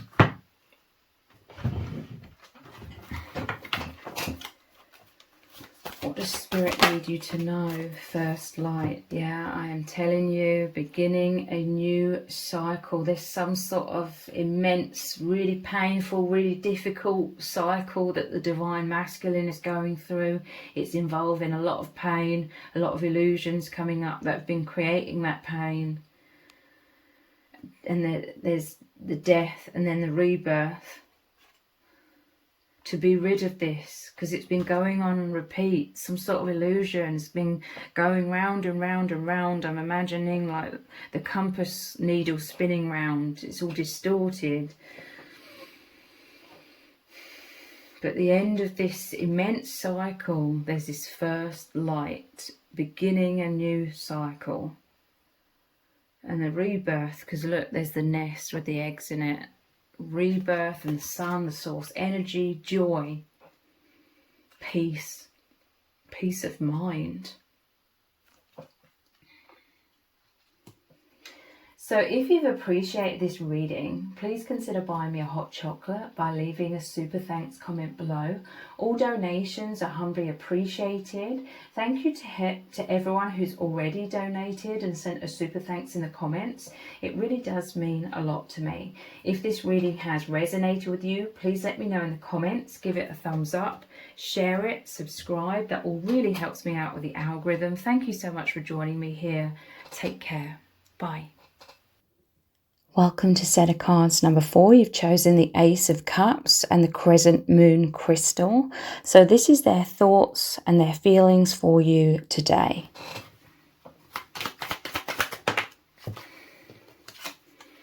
We have the Nine of Pentacles. This bond is just opened up, this world of wonders, this inner world within them of so much joy, so much light. This is stability and safety, and they are really just in their absolute element in this beautiful inner world, this safe sanctuary where you are together. Since they've met you, it's just blown the doors wide open into the infinite, and they're like, wow, this is my new inner world. This is the infinite universe opened up within me. This is the heavens have opened to me.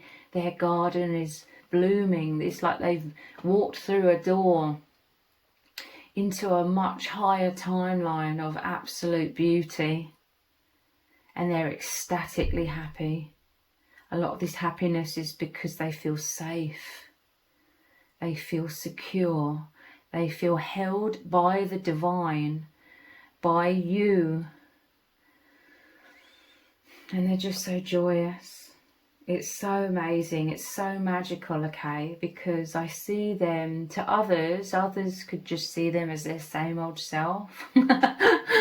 Like just walking around being like how they've always been on the surface levels. But people around them have no idea that their whole internal world has become so magical. I see them smiling from the inside out. They're glowing, like this is all of their cells like coming to life. This is the light codes of the infinite universe and love and your soul and their soul activating and held within all of their cells, within their body, their energy, their aura. They're glowing, they're coming to life. It's magical. There's a aliveness, there's a vibrancy. They're open, okay? All of their cells and light codes are just opening, activating. They're receiving infinite energy, love, support, ecstasy from the divine, and they're free flowing as well. Like their heart is open, all their cells are exuding this light. This is the movement. So much movement out of an incredible time, maybe many years or decades of quite a lot of stagnation when it comes to this kind of thing.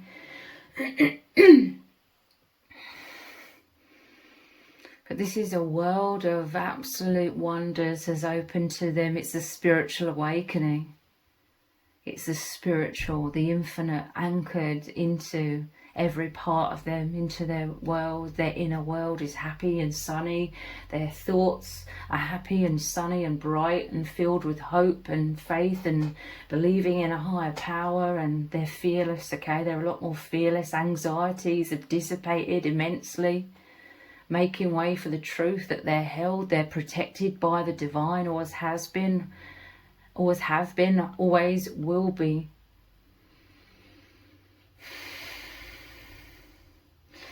And this has become a permanent thing within them. It's a permanent change. It's a permanent transformation. Once they know, they can't unknow this now. And this is this happiness, this joy, they're giddy with it, because it's like a huge, so many huge weights off of their shoulders in this world. A whole new reality, the true reality has opened up for them to become so aware of, in a world where we're oppressed, to be stuck in anxiety, in fear, worrying, fretting, being in survival mode, being distracted by all of that now.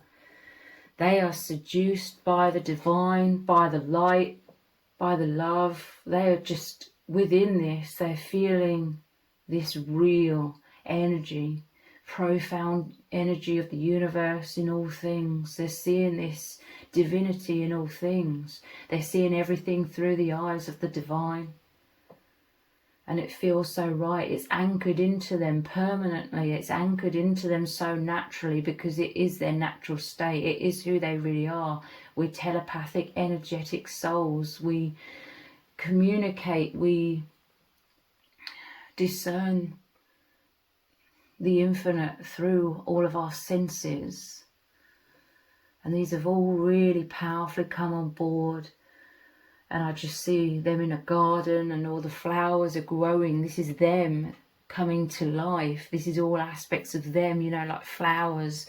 The other day, it reminds me of yesterday. I went on a morning walk and I wanted to take a photo of all of these flowers, but they were all facing the sun, which meant they were facing away from where I was able to stand.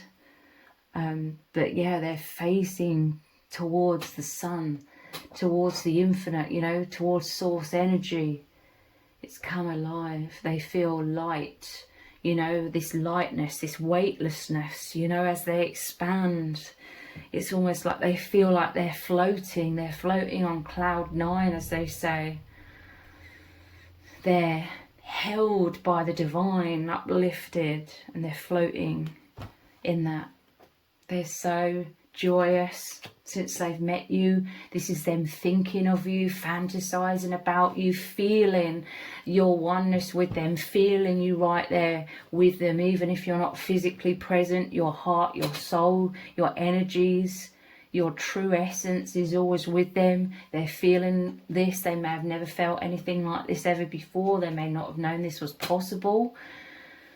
They're knowing that the door's open to endless possibilities. They're knowing that there's so much more to reality than what they ever imagined was possible.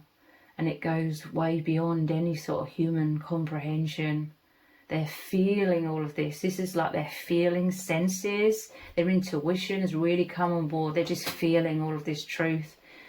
And they're so happy to feel so close and so intimate with you and your soul, and knowing that you're feeling their presence. Even if words aren't spoken, you both know the truth of what is happening here. There is no need for words in that sense, because the natural communication of your souls, which is feeling things through energies, is happening. It's really come on board so powerfully within them.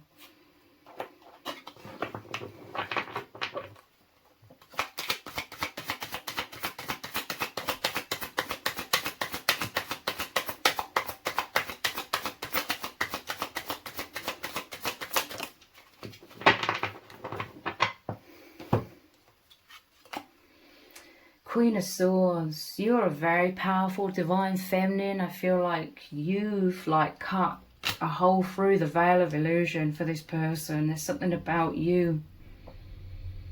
You've really opened this person's eyes, opened this person's mind, opened this person's heart, opened all aspects of them so naturally, just by you being you.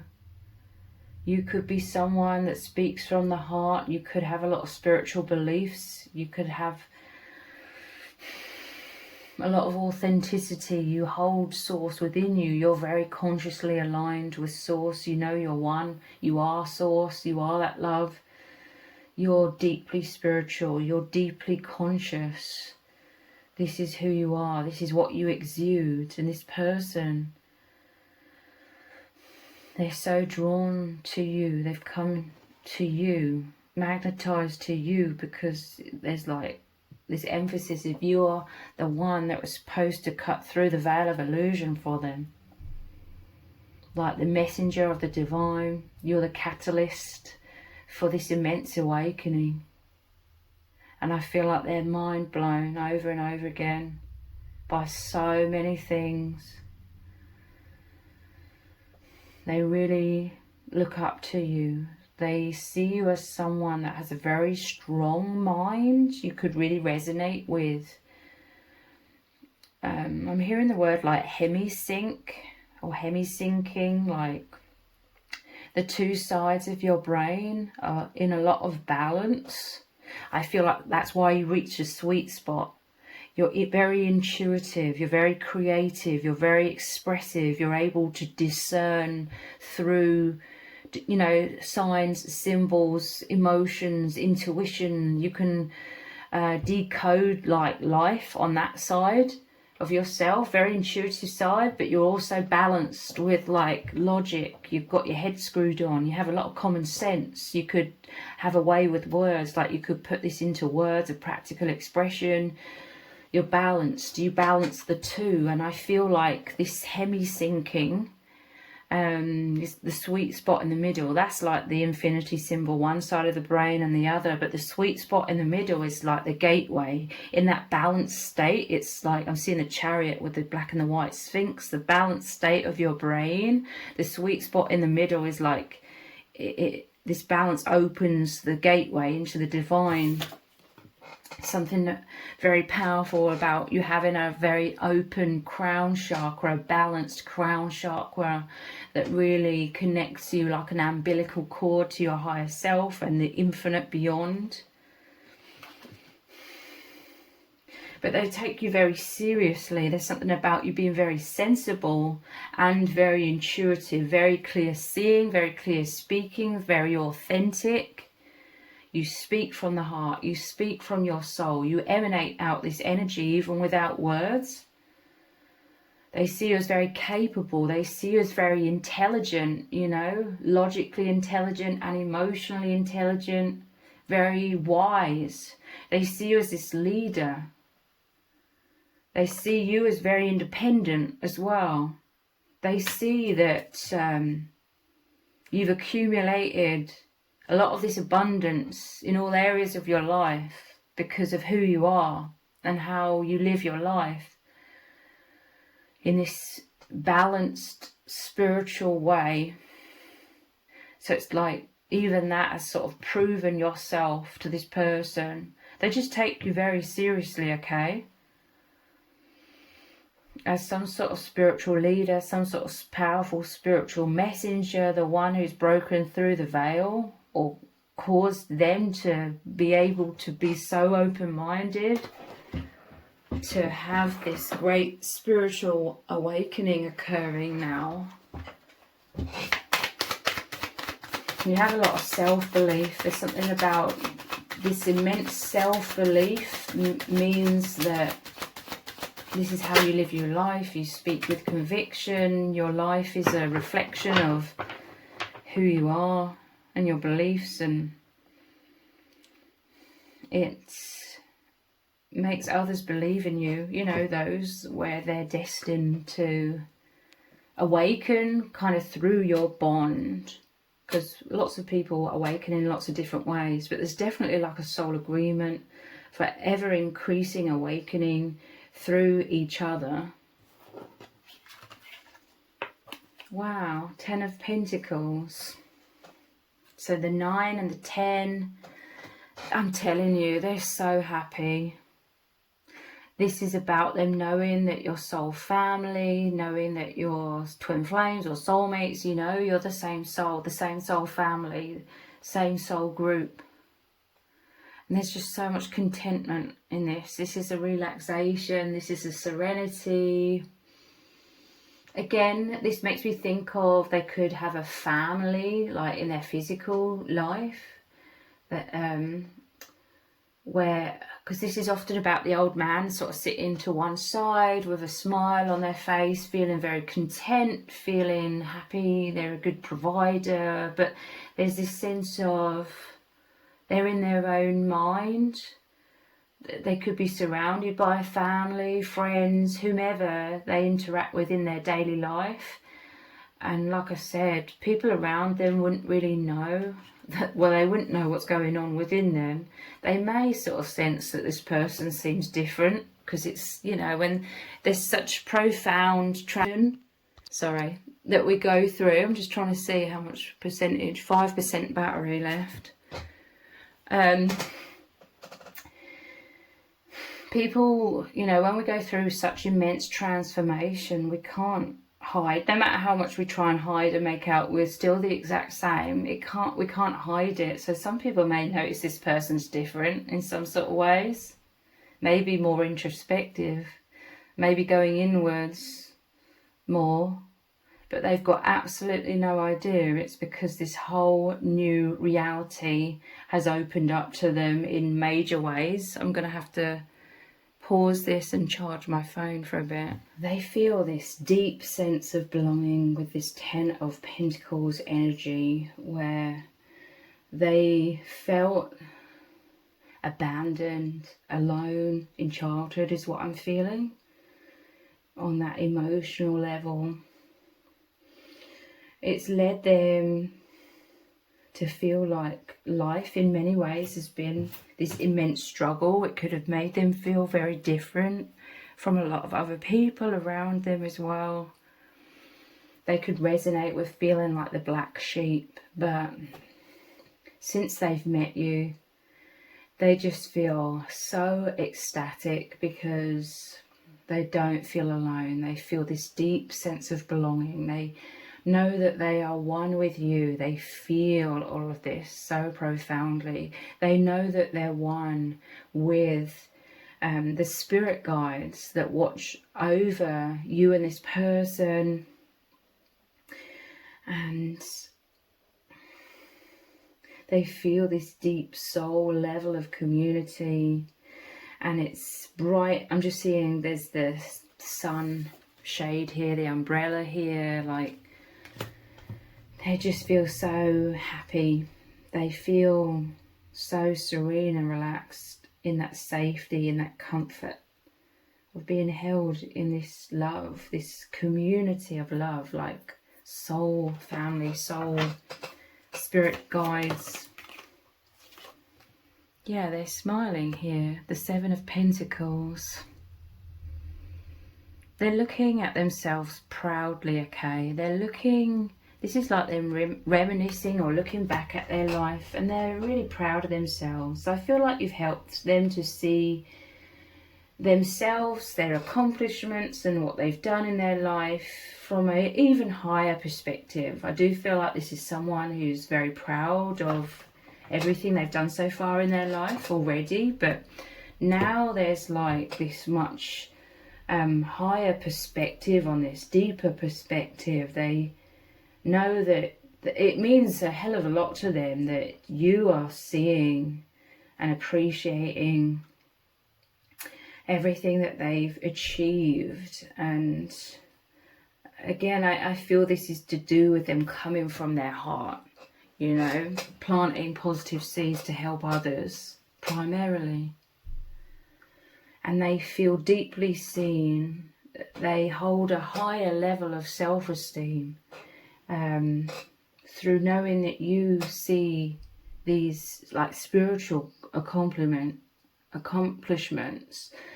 It's a great compliment.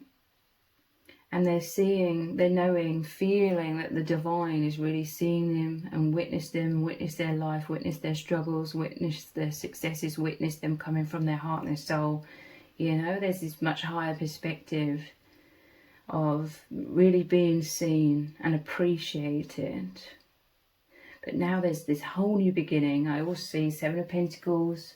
The 6 here is like an old chapter, them looking back at their old life, the older version of them. There's some sort of ending of that chapter, and there's a brand new chapter, the 7th Pentacle, they're going to plant it in a new direction. This is them moving through, they've walked through that doorway into so much more awakening and consciousness, and a brand new chapter, like so profound. And yeah, I just see them thinking a lot, introspecting a lot. They're happy.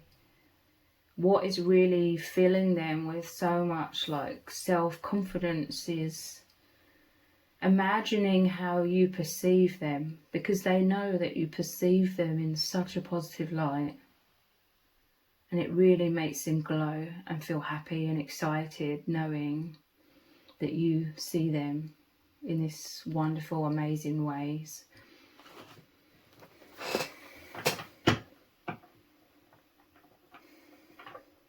Yeah, this could be some sort of message, like they've built up some sort of family life as well that they're proud of.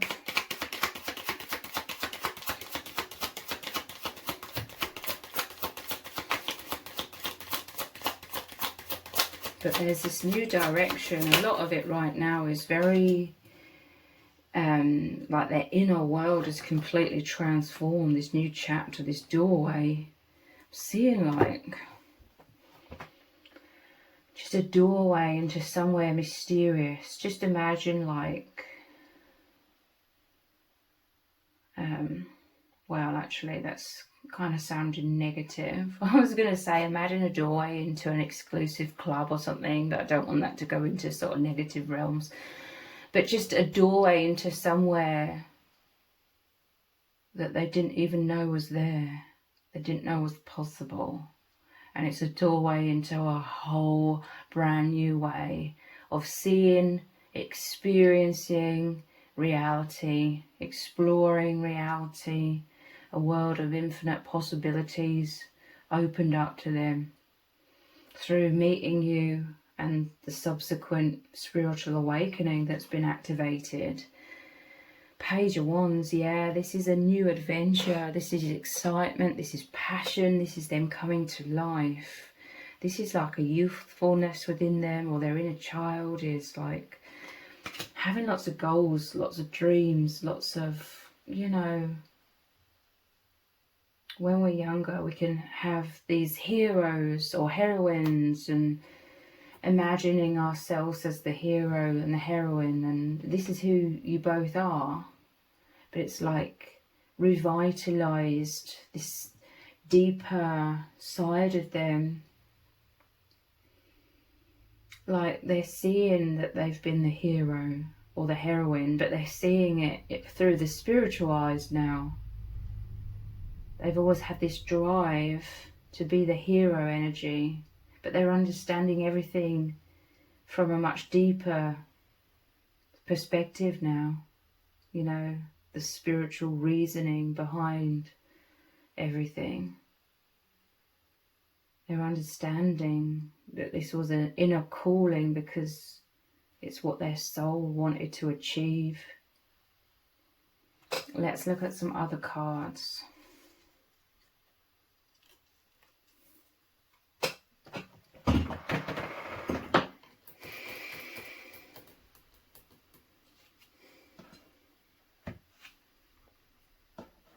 I'm just toing and froing between different decks. Let's look at some more tarot, but a different deck.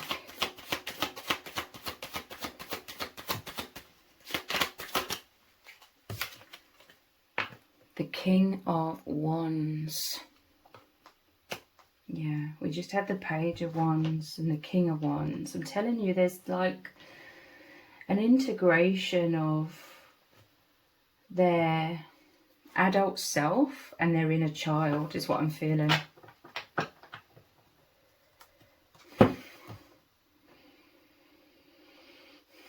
It's like their inner child was sort of forgotten beneath responsibilities or expectations, them assisting others, their dedication, their hard work, their daily routines. But now this bond, this love between you has sparked like that curious inner child again, sparked. It's like giving them permission. It's opened the doors to allow themselves to really relax. I'm hearing and feeling really relaxed. Not just relaxed. This is like a sinking into deep inner realms. This is sinking into deep spiritual realms of serenity. This is a huge sigh of relief of the soul. A deep serenity and relaxation like they've never felt before. All is well in the world, you know, no matter what's going on, they feel like all is well in the world. They're feeling excited, okay, with this reconciliation of their inner child with their adult self, them being proud of themselves. They're looking back at their life and they're feeling a lot more proud of themselves because they're able to see things more clearly, more spiritually. They're able to see the bigger picture, understand things more, and their journey and their struggles, and it's like they're really patting themselves on the back and like feeling really, really proud of themselves. So this could be someone where they are really confident, but this is just like expanded tenfold, I feel now. But there's like a giddiness, like you make them feel like butterflies in their stomach sort of thing. You make them feel vulnerable. You make them feel, you know, like so in love, and all of the butterflies and the energies and the excitement and the aliveness and feeling the romance in the air, that kind of energy. There's like an inner knowing. When I'm looking at this King of Wands, his expression is like there's just like this inner knowing. Again, there's this emphasis of people around them don't really know what's going on, what sort of immense transformation this person has gone through and is going through internally. But with you, they know that you know. It's like this private inner knowing between you both, and that feels special as well. It makes them feel very close to you. It creates like an intimacy because you really know what's going on. And it's incredible, okay, because they may have known certain people in their life, like literally their whole life, or for many years or decades. And yet these people don't know what's really going on within them. And yet they may have only known you a short while, or just a lot shorter than they've known these other people.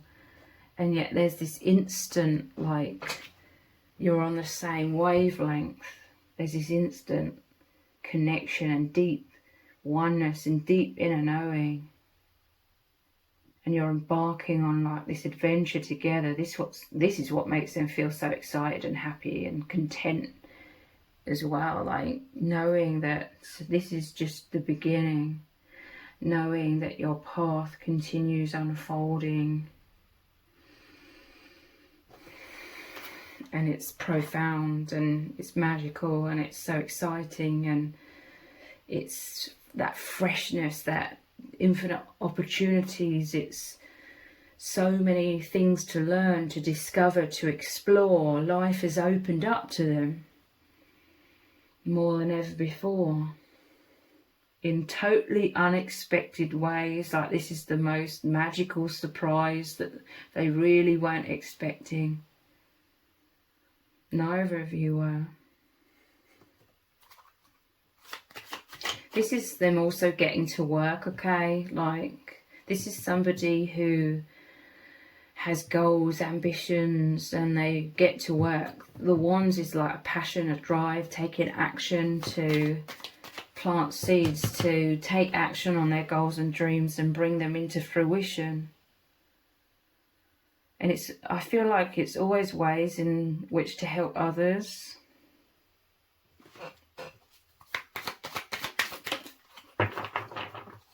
This is so interesting. They feel this amazing match because I don't know why. accidentally pulled from the other deck, but this Queen of Wands wanted to come out now. King and Queen of Wands. With the little black cat, that could be a sign for someone. Black cat is about your intuition, but there's this smile on their face. Like, people could just see them smiling a lot more, looking just generally a lot happier, but they don't really know why.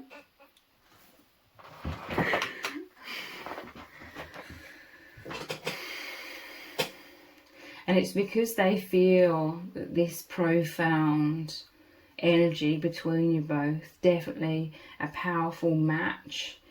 With the King and Queen of Wands, there's fire here, there's alchemy, there's chemistry. Like, together your energies create a portal, I feel, create direction, create awakening, create love, create everything magical and amazing and spiritual. They could feel like they've met their match. Like, this person, deep down, they've always known that they're this incredibly, like, special soul. This divine masculine has always known that they're a very powerful soul. They felt this because this is who they are. They have a very powerful energy, a very powerful aura about them. This is where their confidence comes through from. Them knowing they could have felt lost and alone, just like you. There's this sense of mirroring where you felt like, and I don't mean this in arrogant ways, but you could have felt like this world was too shallow for you. By that I mean people couldn't meet you at your level of soul evolution, I want to say. Your very old souls, as they say. To me, that's just a label. Take it however it resonates. But very powerful souls. There could be this feeling that they just felt alien in this world because nobody could really match up to them. This is going to sound harsh, but subconsciously they may have, like, settled in certain areas of their life, because they didn't feel like there was anybody who would truly be able to match them or understand them or be on that same frequency, that same level. But then they've met you, and there's this insane, like, match, like the match and the striking board creating the fire. Let's get back to this other deck.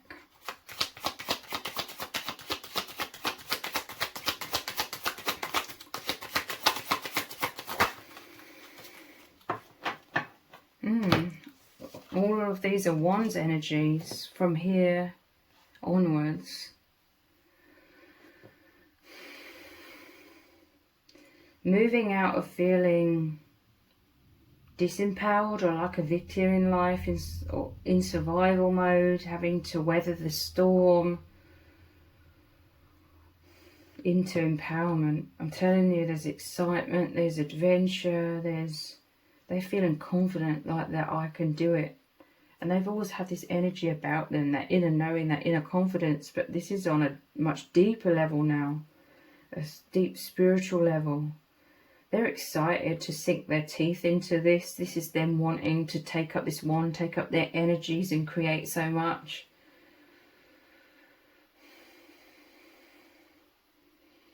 Like, they're really understanding, and from a much higher perspective, just how powerful they are on a soul level. They're understanding the soul now is at the core of everything. So they're excited to get to work at exploring what they can do, what they can achieve from this heightened level of knowledge of who they are and what they're capable of. What is this Nine of Wands about? Interesting, 8 of Wands.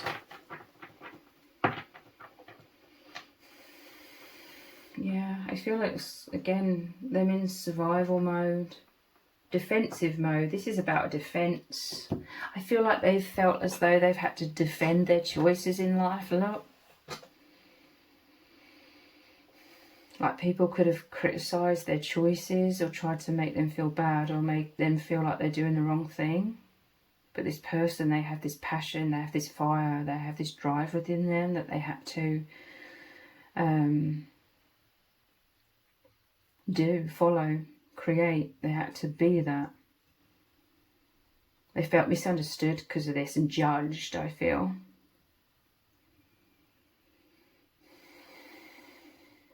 But I feel like they felt held back in certain ways, like compromise,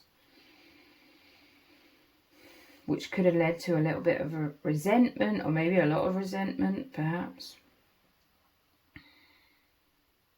because of compromise. But maybe they felt deep down like they had to over-compromise, or they had to sacrifice in certain ways, because there's this energy of 8 of Wands is they just want to move, they just want to create, and they're coming down from the higher realms. These energies, which is their soul, has this insatiable like drive to create.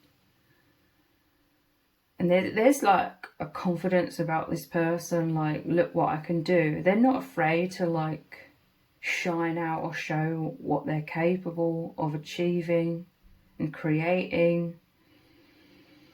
They're all about movement, okay? This person, they feel most comfortable, they feel most aligned with themselves when there's a lot of movement, there's a lot of creation, there's a lot of energy moving through them and grounding. Again, them creating, them grounding things.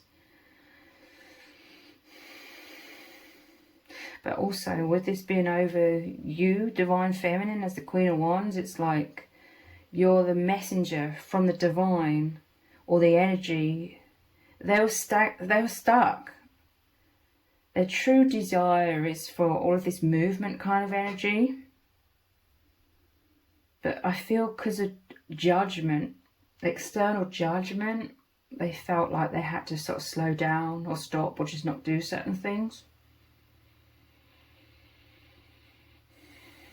But you're like the match and the striking board together, this bond. So it's lit a fire, an unstoppable energy, which is making them it's pushing them to be in that flow again of movement. Is what I'm really feeling. Movement of creation, movement. You've brought passion back into their life. Goals, aspirations, brand new things to sink their teeth into. They love this movement. Again, it's like the movement of the soul.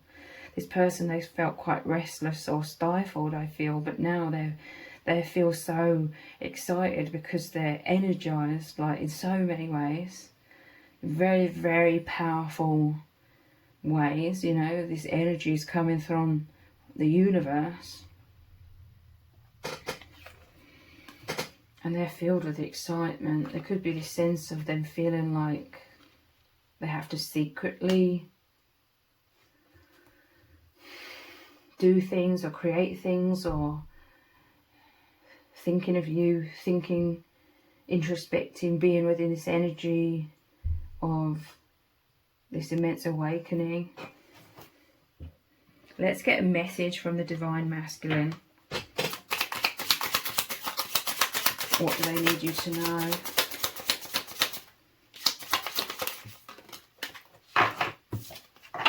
I'm finishing old cycles. Telling you, that's what the 7 of Pentacles is about. Old cycles is that old chapter that is closing out. Because, you know, they walked through a brand new doorway. There's this sense of they walked through it not knowing what they are walking into. They can't go back.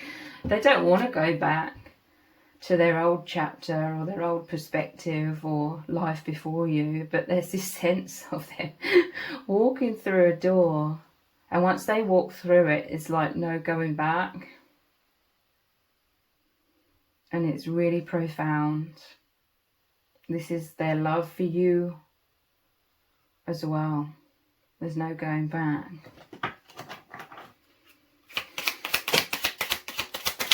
But, you know, the divine made them walk through that door because it was fated for them to be the one to walk through it. I'm sick of the old paradigms or the old cycles. This is like the challenging energy when we basically move into a completely different timeline, a higher timeline. We go through an immense awakening. We're forever changed. We're forever transformed. No going back. It makes the old cycles, old paradigms, the old version, the old chapter, it naturally sort of brings that to a close because of it makes us transform so much. So this is how they're feeling deep down. This is what I mean, there's no going back. It's like a divine happening, the Eight of Wands, it's movement. It was their time to be swept up in this divine wave, moving them. The divine made them walk through that door. Because they were destined to. So that they can come alive now.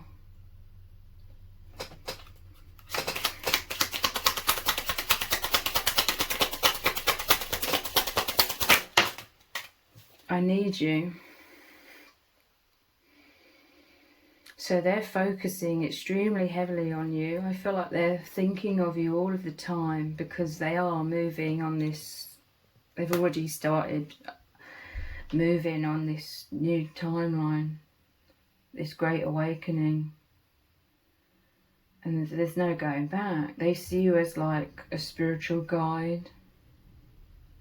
I need you. They feel like you're the only one who understands. I mean, they're going through something absolutely immense. A complete spiritual awakening, a complete sort of closing of an old way of being. And they could definitely feel like nobody around them understands what's going on.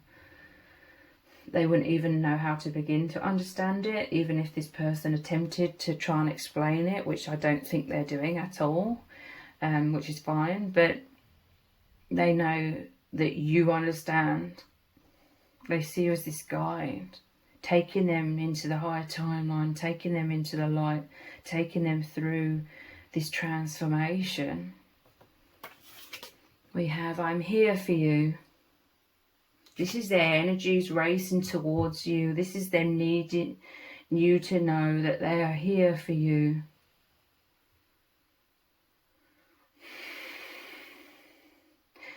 Because they're going through a complete transformation, an internal transformation, it's very challenging. Where do you begin to start to try and explain this to the people around you?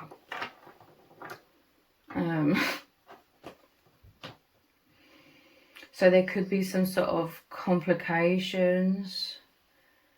There could be some sort of difficulties in communication, but maybe you're in like a physical separation, but this is them, their mind is laser focused on you, their energies, their heart, their introspection is racing towards you. It's always there with you.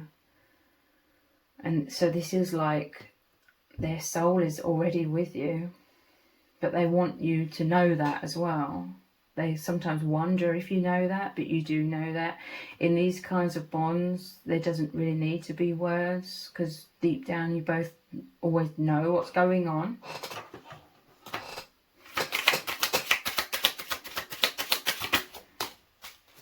Yeah, the final card is I'm so happy. I'm telling you, they're smiling. The camera's just, the light's gone off again. It's on 5% again. So I'm rounding up this reading anyway. I'm so happy, I'm telling you. I just see them smiling. There could be photos. This is just an example. People are seeing them smiling without really understanding why. They've just changed. They're different now. But there could be like, I just saw an image of a photo and the smile in it is that like that knowing smile. No one around them knows what they're really smiling about, but they know. And if they think that you're seeing that photo, they'll know that you know as well. I'm so happy. So if you've appreciated this reading, please consider buying me a hot chocolate by leaving a super thanks comment below. All donations are humbly appreciated. Thank you to everyone who's already donated and sent a super thanks in the comments. It really does mean a lot to me. If this reading has resonated with you, please let me know in the comments. Give it a thumbs up, share it, subscribe. That all really helps me out with the algorithm. Thank you so much for joining me here. Take care. Bye.